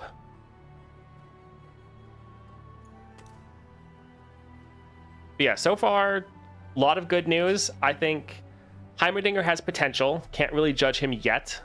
I think his relic, though, is just a better version of turret plating, which while turret plating is niche, it will be nice to have that as a power. So, good epic relic. Ahri, I think, looks like she could be a lot of fun. Definitely more excited for her at the moment. I think her epic relic is pretty niche, but it will feel good on Ahri. I think it is nice the fact that it's good, but not, oh, you have to get this. Like, the Caitlyn one was feeling a little bit more mandatory, which it wasn't, but it gave you more of that feeling like you had to have it. The Ahri one here will be nice to have. It'll be good for her, but I don't think it should feel like you have to get this. So far the 2 champions I'm excited about. I think both of them are looking solid. And then we're getting battle passes back. That is massive. I think, like, when I think about the game, I think we're almost there. It's like almost a complete picture, but it has been lacking in our resource generation, like how many resources we get. Like, the weeklies that we have are great. The fact that we're getting quests every week is great, but we're still not quite there. I think with adding in the battle passes, getting that potentially every single month, with every single update we get a new battle pass, I think that getting added to the game, and then whatever the mystery target farming system is, I think with those 2, the game is then going to have... It's going to feel like a complete game, in my opinion, and that's going to feel like the foundation that they then can build off, and everything after that is just going to be more of like a solid bonus, because the past couple of months, they're having to transition Legends of Runeterra overall to just focusing on Path of Champions, so they're really having to flesh this out as just being its own standalone game mode that, especially with their new currencies and everything added in, they have to get this working on its own. And while every single patch has been good, people saying we're not getting enough resources, while we're getting more resources than ever before, yes, progression does slow down and it does hit a pretty big wall. But adding in, these battle passes, that will really help that. And then once they finally add in that target farming system so that free-to-play players can start earning the paid relics, that's going to be fantastic.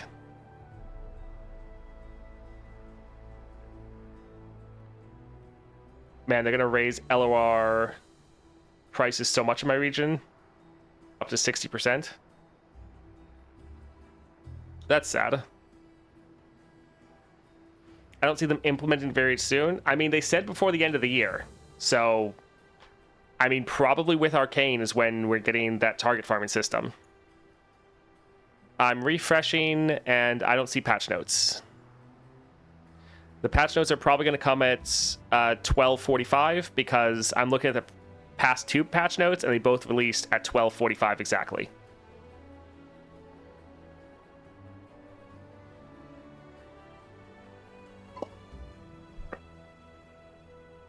The game doesn't really need new cards to have different starting decks because there's so many cards that are already in the game that you never see in Path of Champions. So it's not really that they need new cards in order to make different starting decks. They just need to actually start using them. So there's, if you only play Path of Champions, go and look at the cards. If you just scroll through, you're going to see cards you've never seen before because they just don't really show up in Path of Champions, or they're very rare. The starting decks having a lot of the same cards is not a lack of variety that's in the game. It's just the devs like using the same cards over again.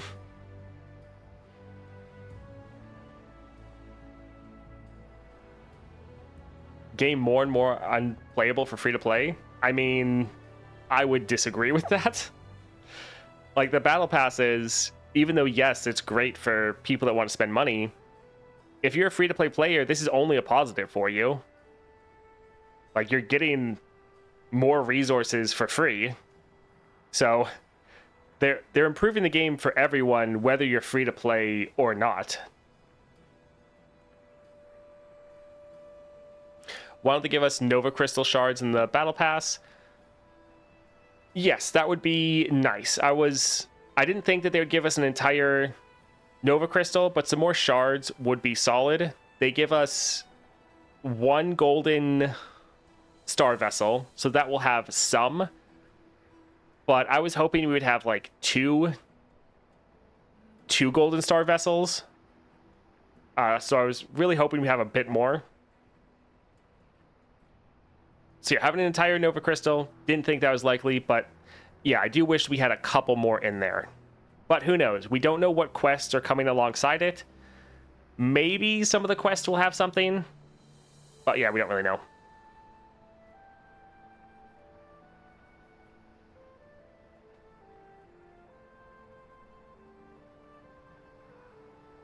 So the target farming doesn't overlap with the battle pass? That's possible.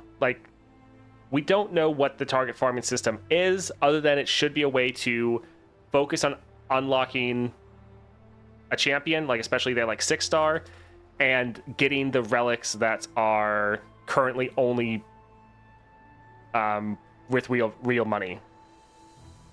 So maybe they don't want that overlapping, because we don't really know how that system works, and we don't know how it's going to interact with everything else. The target farming I'm waiting is probably nightmares for each region. We'll see.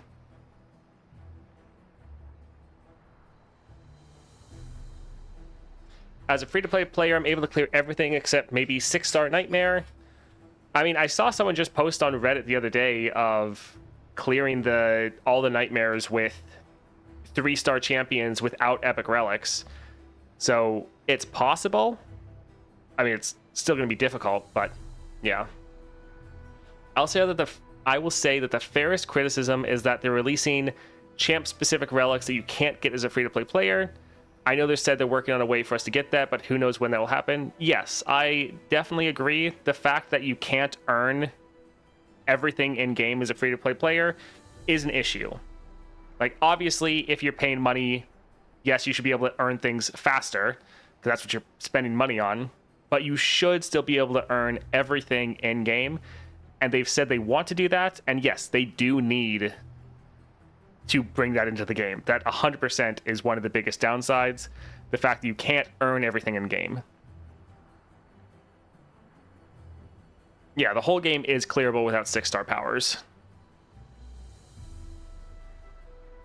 Sorry for the bad English. Resource sources are, yes, well, but the speed of appearance of what these resources are spent on is much higher. The chance to get the desired epic tends to be 0, as well as an increased resources for level up champs.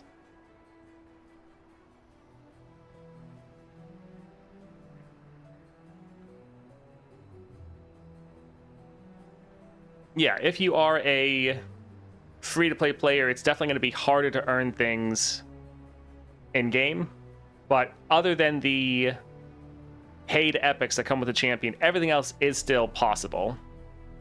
Looks like ad drop happened, which didn't give me the warning beforehand. A little annoying. I'm going to go to the bathroom. I suggest you do the same if you need to. The patch notes should be out in like 5 minutes.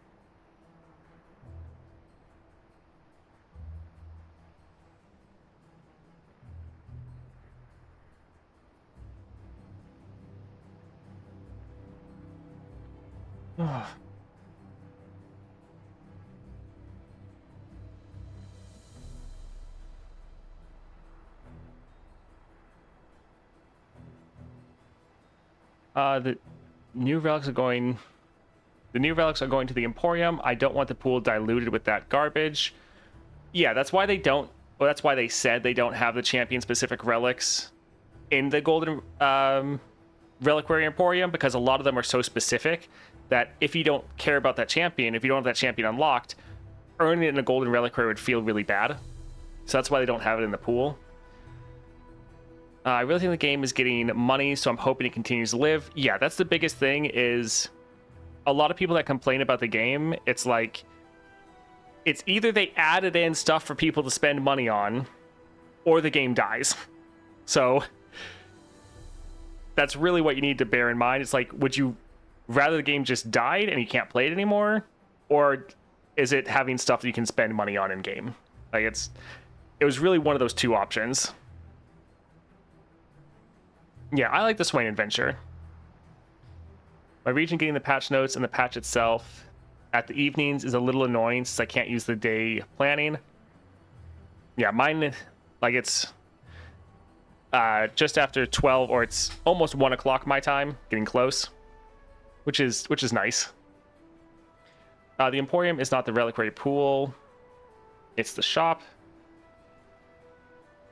True, getting some of the champion specific relics to show up in the Emporium and not in the Golden Reliquaries, that wouldn't be bad. Like they did with the Yasuo relic, since that was accidentally in the Golden Reliquary pool.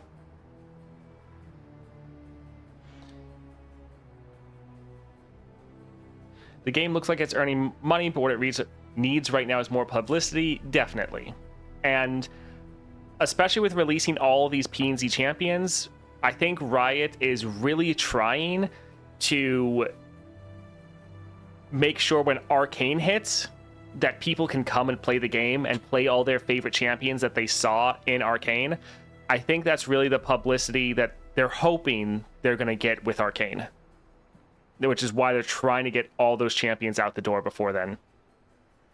7 p.m. here in Denmark soon, but at this point I'm used to it. I play and see a lot of things different time, or with time difference, yeah. Alright, so potentially 2 minutes until the patch notes. Because, yeah, I can show you guys. So the last two of them, let's increase this. So the last two had 1245. So yeah, we can kind of wait and see how that goes.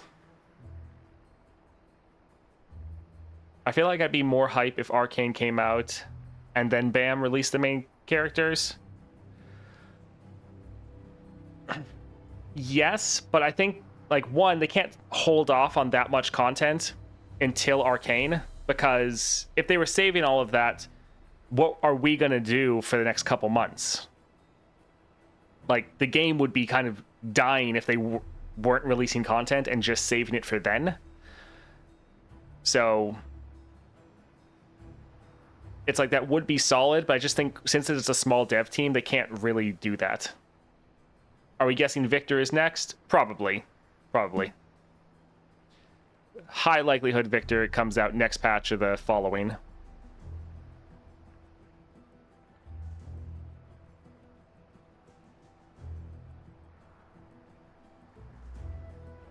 I think with Arcane, they will release a new quest at least. Yeah, Arcane is probably going to be massive. I think that's when they're going to release their target farming system. There's probably going to be some big quests in the game, and they're probably really going to want to reward people for playing during that time. All right, 12:45. I'm refreshing.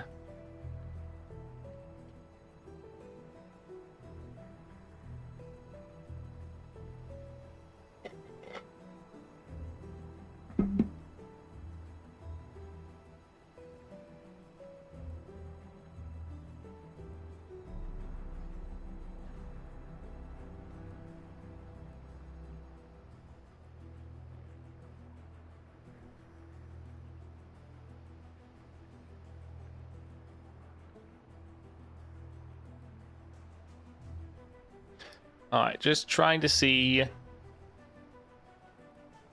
Well, don't see anything at the moment. Sad.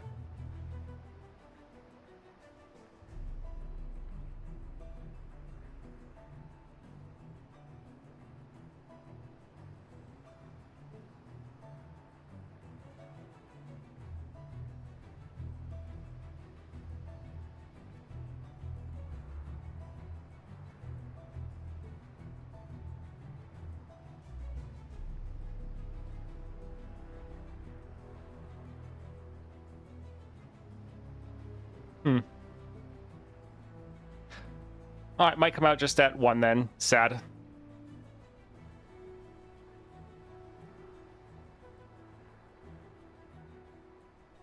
Either that or it's just not going live like they imagined. Oh well. It'll be soon. They said the Arcane update is going to be the biggest one ever. Where Constellation patch? I know the Arcane one's going to be big. I don't remember that specifically. And it might have been my update or my interview potentially. Yeah, I don't really remember if that's the case. But yeah, the Arcane update is going to be huge.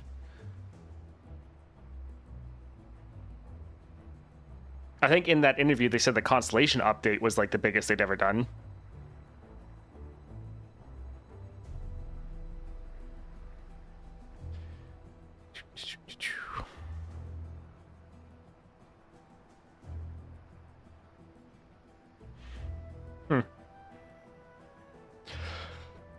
Well, the waiting continues. Waiting intensifies.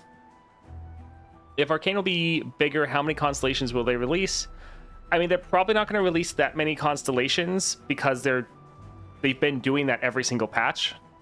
So I would say 2 to 3. I would say 4 at the most. But most likely they're just going to be adding in other big features, like potentially they're going to maybe release a adventure that's themed around Arcane. I would say there's a decently high likelihood of that. Them releasing, like, yeah, that target farming system they've talked about a whole bunch of times. Releasing that.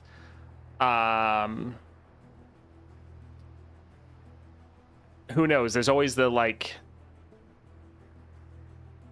Yeah, anything they've hinted at before, is potentially going to come that patch.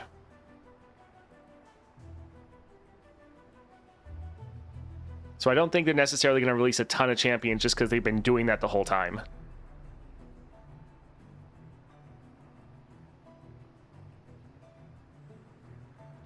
Yep, still not seeing anything anywhere. Sad.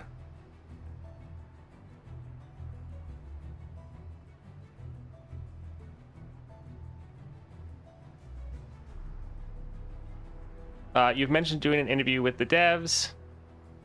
Have you done that yet? If so, when's it going to be on YouTube?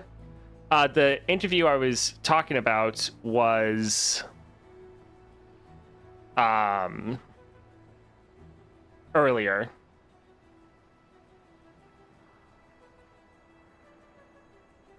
As far as this patch, last Wednesday as well as tomorrow, I took time off of streaming to work on something.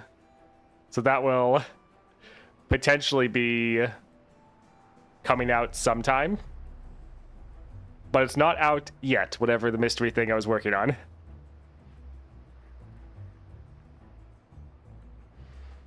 What I'm hoping for the rest of the year: constellations, target relic farming, new champ copium, new quests, new champion beating fiddlesticks.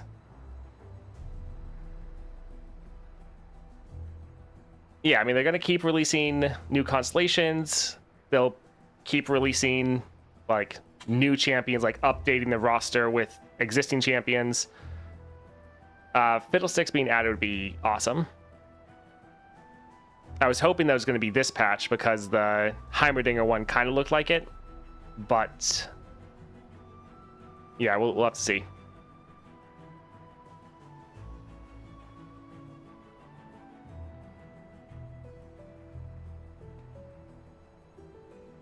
The dream dies when Fiddlesticks is in the game? Yeah.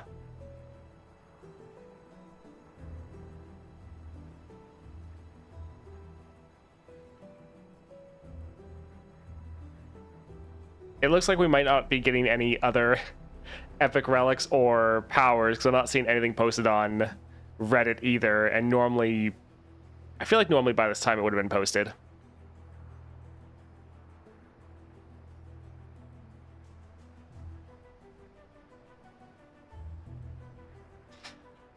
We won't know when Shaco is added since he obviously doesn't have a visible constellation.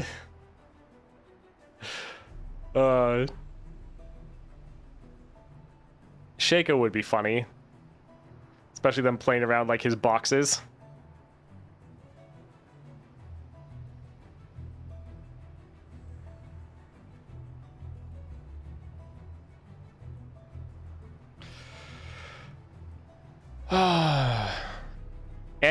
Anytime now. Yeah, it's probably just gonna be at 1 o'clock for the patch notes. Still, though, they've released a lot today. We had Ari get revealed. They revealed all of the epic relics. They also revealed that we're getting battle passes, and not only that we're getting battle passes, but they revealed all of the battle pass. So we've already seen a lot. It'll be interesting to see what else is in the patch notes, because honestly, that could be an issue with the patch notes. Is just like, hey, all the stuff we already revealed, who knows? What's your opinion about the Rune Battlegrounds? So that's the card game they're releasing in China. I'm not sure if the card game, I don't know if it's a digital card game or if it's a physical card game. Because if it's a physical card game, that's a little bit more of a gimmick that doesn't really matter. Yeah, physical. Yeah, I don't really care. Like, it's probably something that they think, okay, this will make money in China. It's probably not going to make enough money in the rest of the world. So it's not really a big deal to me. I don't really care. Now, I was hoping that it was going to be a digital card game, because even if it's a digital card game that's different from Runeterra, I think it was using a lot of the same art, which maybe then they could get artists to make more art for them again and then use it for both games. But since it's just physical and there's already so much art already done, yes, I don't think it's that big of a deal. Translating LOR to paper would be interesting. People already have done that. Like I've seen people with like physically created cards.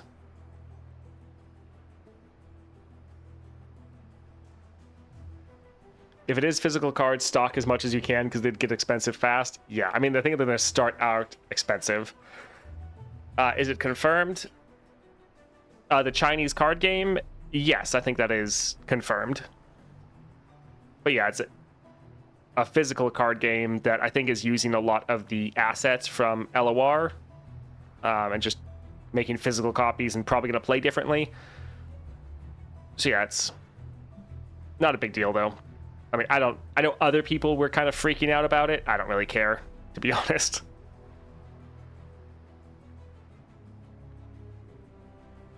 I meant that it'd be physical. I never saw that statement about that. I saw that somewhere. I'm not sure offhand where. So I think it's been confirmed, but yeah, take that with a grain of salt. I saw someone made a repurposed version of the deck building board game Tyrants of the Underdark with a ton of LOL and LOR champion cards. I think it's just offline, not physically printed yet. Huh.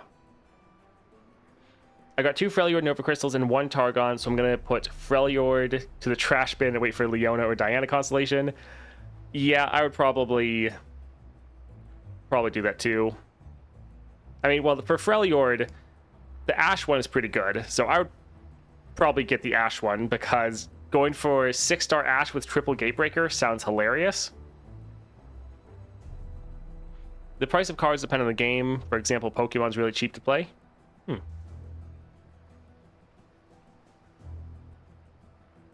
Yeah, I've never played any of the physical card games because I was always like, that's going to cost way too much money.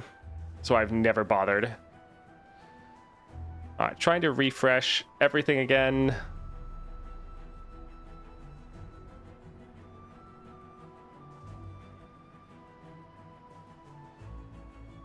Oh, well.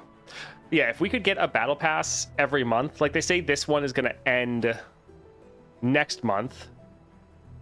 This patch features a brand new quest and updated rewards available until the next update on October 9th. So I think the only reason to end a battle pass that soon is if you're going to have another one. Because otherwise the battle passes used to go for, I think, like 2 to 3 months. So if we're going to get a battle pass with this much stuff every single month, that could be pretty awesome. Especially because it has like 60 fragments for each champion. So that would be enough to get each champion unlocked and their first 2 stars, which would be big. One Piece is expensive. It's in the upper echelon near Magic the Gathering. Pokemon is cheap. Flesh and Blood is cheap. People freaking out about it because they think is digital Chinese exclusive game. If they confirm it's physical, I don't think people will care much otherwise.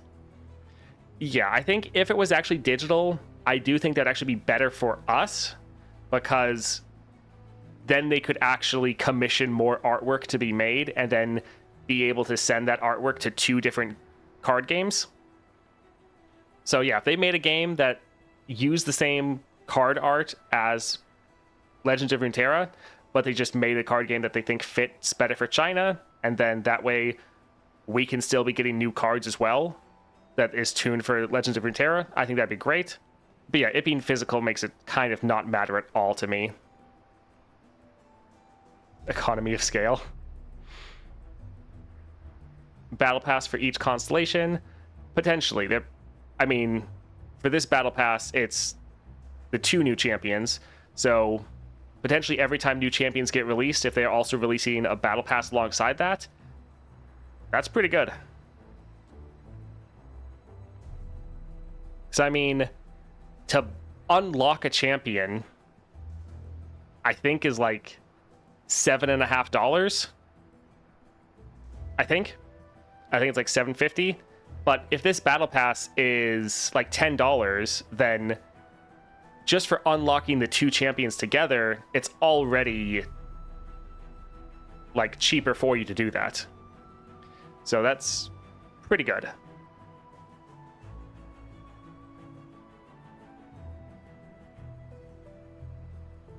There's nothing preventing physical art from being used digitally.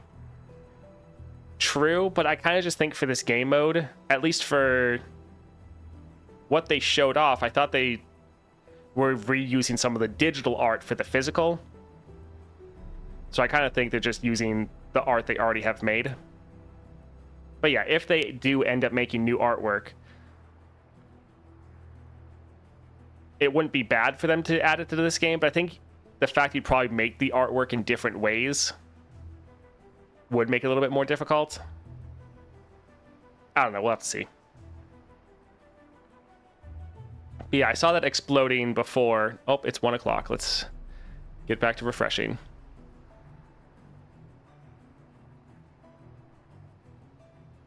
Yeah, I saw people freaking out online about that, but to me, it's not really a big deal. But I know some people feel like they were getting betrayed.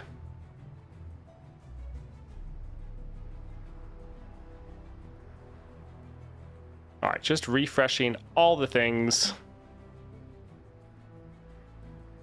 Maybe today is the day that the patch note's delayed. It is out. It's, if you have a link, send it to me, because I'm refreshing their homepage and it is not coming up at the moment, which has happened before, that like doesn't always drop.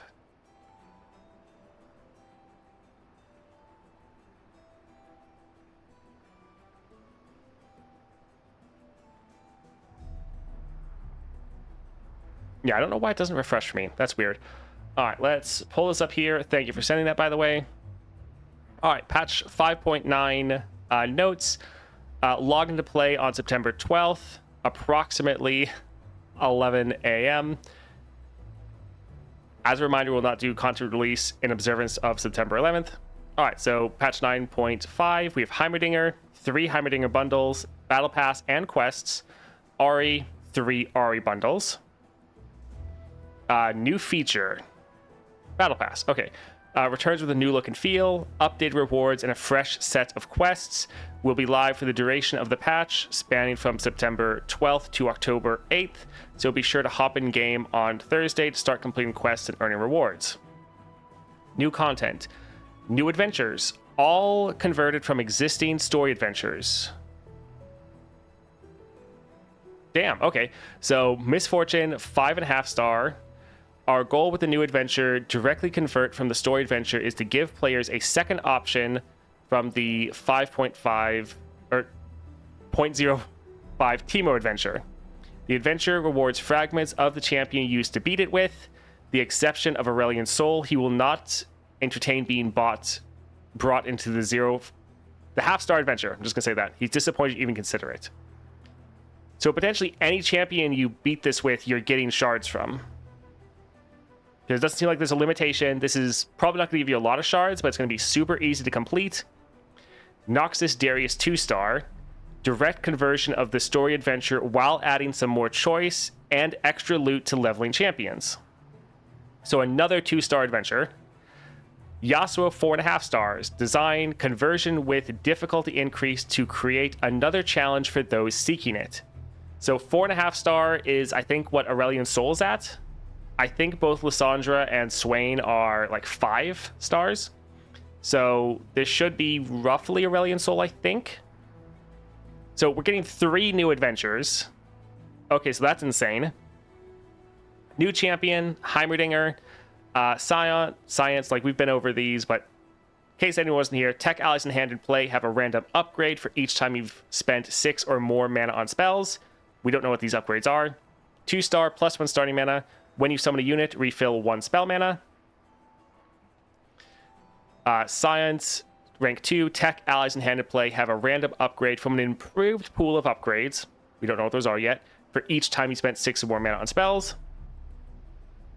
Biggle Dust Sprinkle. So this is the 4-star. Haven't seen this before in game. When you summon a created ally, grant it 1/1. So this is a permanent buff for your created units. Mana Flow. Goodness, excuse me. Eureka. Tech, allies, and hand in play. Start the game with 3 random improved upgrades. Again, we don't know what those are. Game start, summon a wind-up shredder. That's the 0-cost turret that has Challenger. Ari. So when you recall an ally, grant it Spirit. +1 starting mana. Units keep permanent stats and keywords when recalled. When you recall an ally, reduce its cost by 1. The 3-star, when you summon or recall an ally, grant it Spirit. So you're just having tons of scaling. 4-star, hold it, stun the strongest enemy. Solid. Mana Flow. I mean, it's Mana Flow. 6-star, legendary. When you recall an ally, it strikes the enemy nexus. This seems crazy, just giving you tons of nexus damage. Now, a lot of your units are very small, but you're scaling them up while recalling them. So you're just going to get so many nexus strikes off. This is going to be crazy, especially if you can get like the Ichor power. So every time you strike the nexus, you're giving them that curse. This is going to be a lot of fun, I think. All right, so Essence Theft. This is the Ari Epic. When you recall another ally or another unit, not ally, just another unit, so your units or the enemies, grant me 1 power. So some solid scaling there. And then power, game start, create a homecoming in hand and grant it double time watch. Double time watch reduces its cost every round.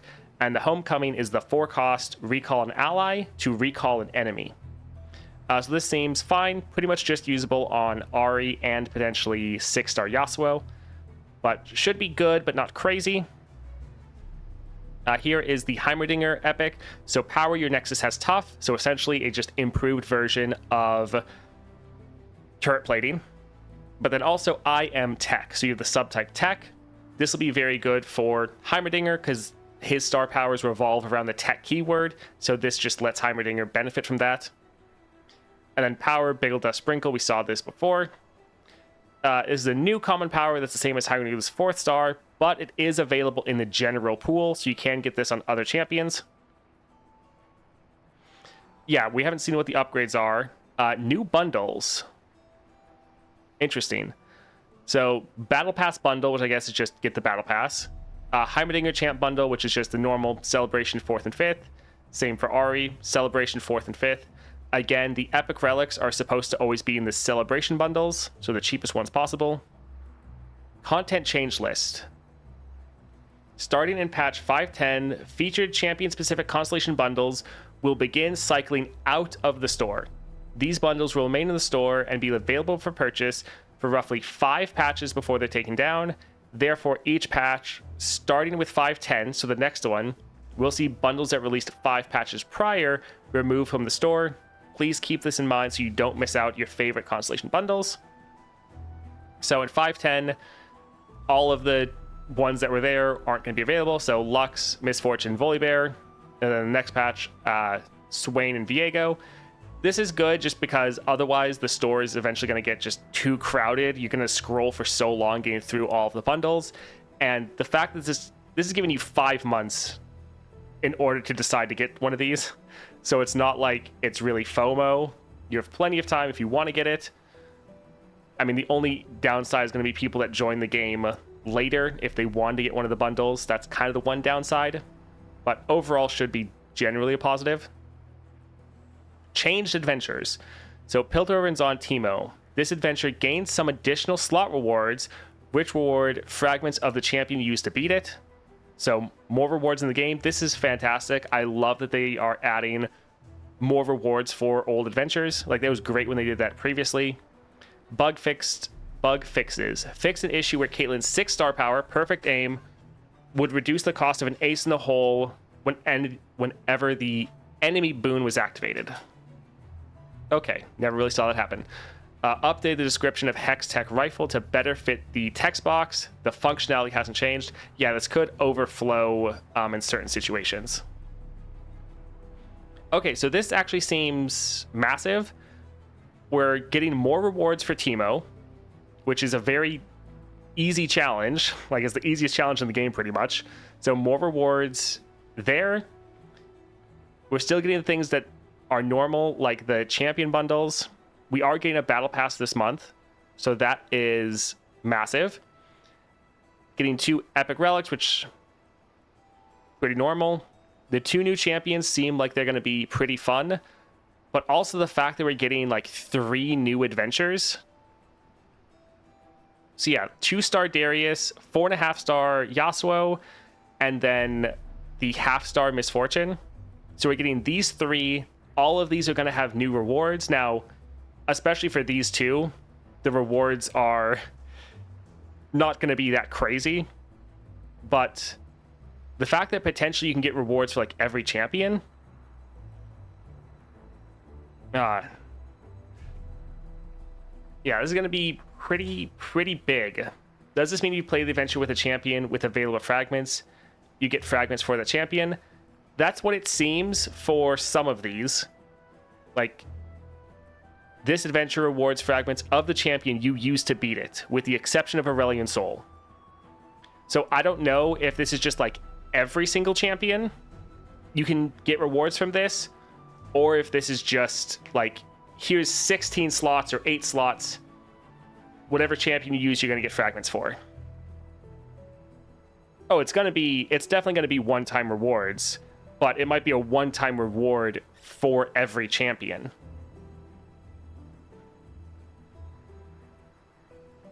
Yeah, this is going to be a pretty crazy patch.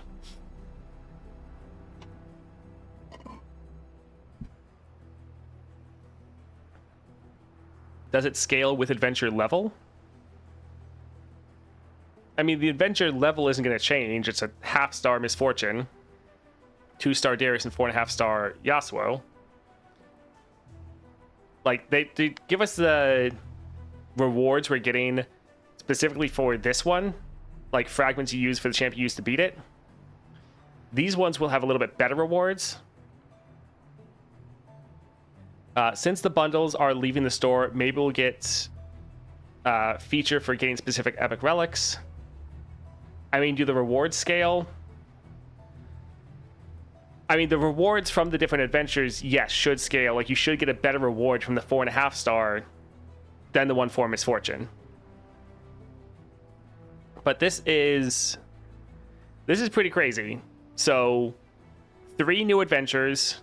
The Teemo adventure is getting more rewards.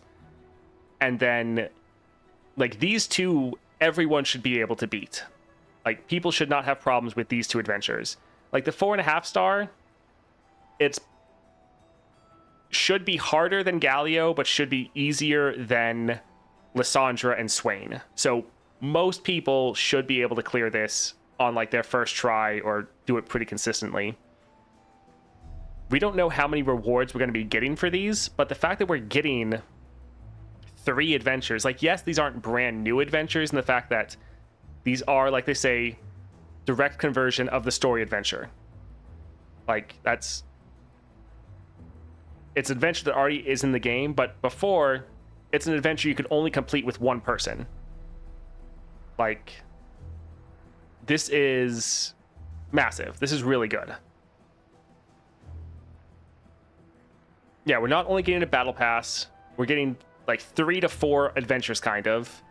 2 new champions, both of which don't count as Piltover and Zaun, because Heimerdinger counts as Bandle City. This is massive. Do we know the price of the battle pass? I think it might have been at the top. They talked about the battle pass. I don't think they mention it. They normally don't mention prices of anything in the patch notes. Like, they also don't do that for their bundles. So I don't see that anywhere.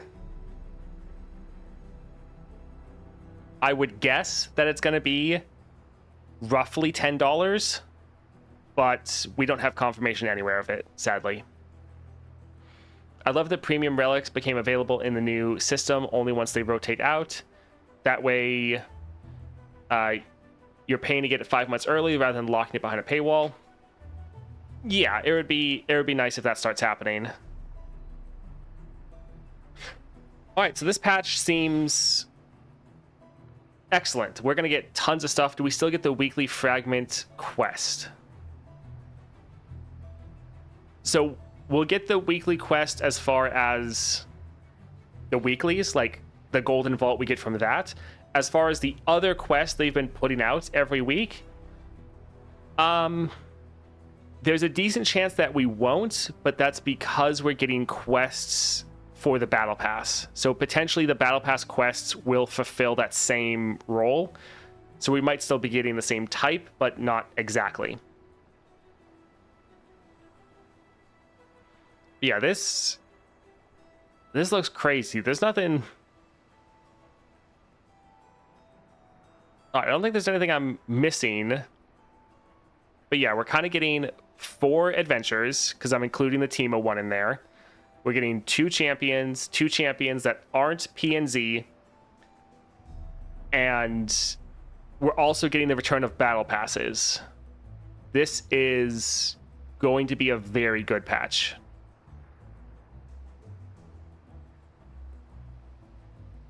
Like, we'll have to dive in more to see like how many rewards we get from these. Is there a limit on how many champions we can use? Because this just says this adventure rewards fragments the champion used to beat it, other than Aesol.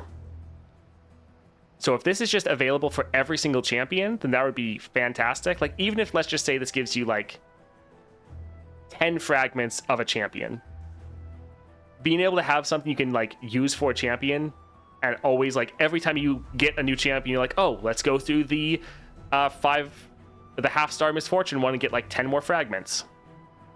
When will the patch be up? So that is on Thursday. So right here, the 12th, approximately 11 a.m. Pacific time.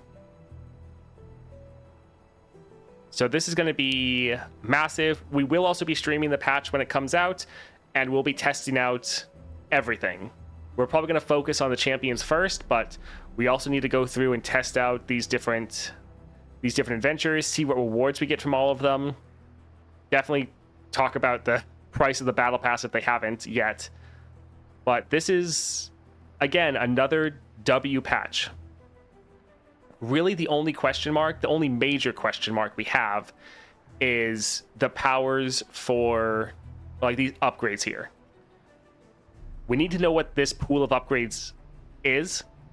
Like, if Riot doesn't tell us, I'm sure we'll figure it out in game, put together like a spreadsheet or something of the different upgrades. But other than this, everything seems like it's pretty well done. And I'm sure this will be good as well. We just don't know yet. Have they said when we're getting the dev snapshot about champ and legend levels? No, I don't think they've given us any date on when that's happening. But yeah, we still have... he said on Discord that they will not reveal the tech upgrades. Yeah, so I guess we'll just have to figure it out. We'll have to figure it out in game. Yeah. Which, I mean, is fine. I have confidence in the devs that they did a good job with these. So while it's a little annoying, or it would be nice to be able to know what these upgrades are, it's not going to be a big deal. I have faith that they'll be fine, and so we'll just have to figure out in game how impactful these actually are.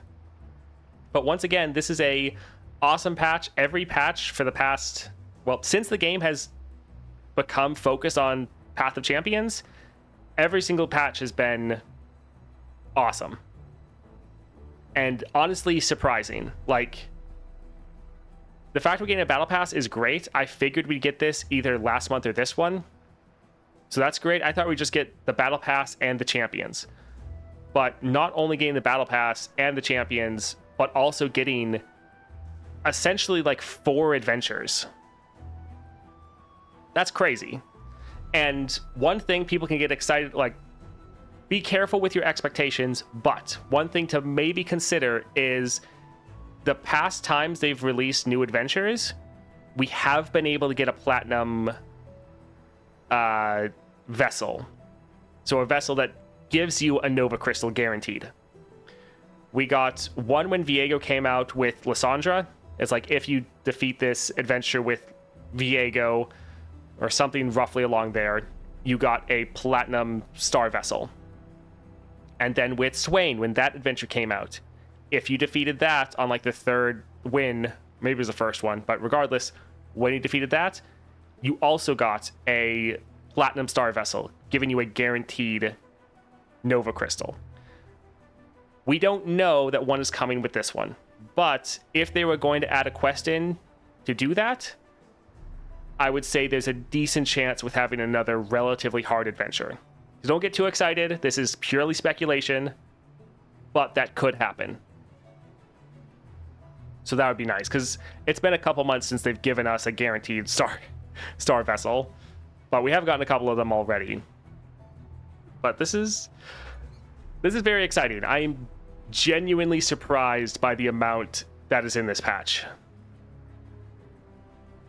Also, yeah, the fact that these are rotating out, I know some people are going to shout FOMO.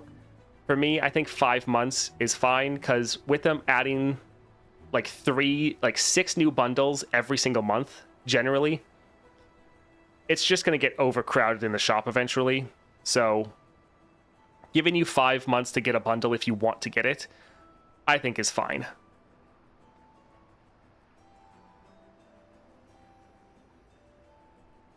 All right, that's big.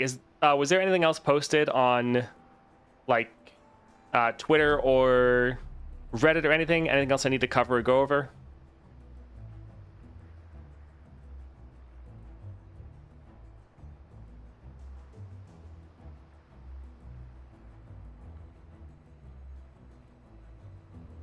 Also, for some reason, I don't know why, but my Runeterra page... Oh, now it uploaded. I just refreshed this and the patch notes weren't there still, which is a little annoying.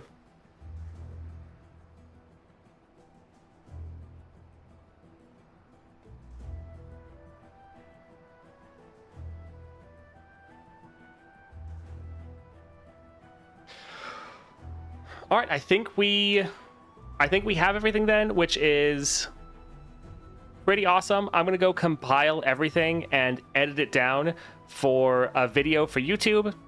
So look forward to that tonight. If you missed anything, that video will be trying to break down and condense everything there. I don't think I'm going to stream tomorrow. I think I'm going to take the day off and work on some YouTube projects and just try to be ready to go really hard on Thursday. Thursday we'll be streaming. Stream will start later because we want the stream start time to be closer to the patch release. So we'll still be streaming before the patch drops, but it'll probably be at like 12 o'clock. But yeah, look forward to that. We'll be streaming a ton. Depending on how stuff goes, we might also stream on the weekend. Not committing to that, but we'll see. Anyways, thank you all for hanging out. I look forward to hanging out with you all on patch day, hopefully. All right, thanks, and I hope you all have a great rest of your day. See ya.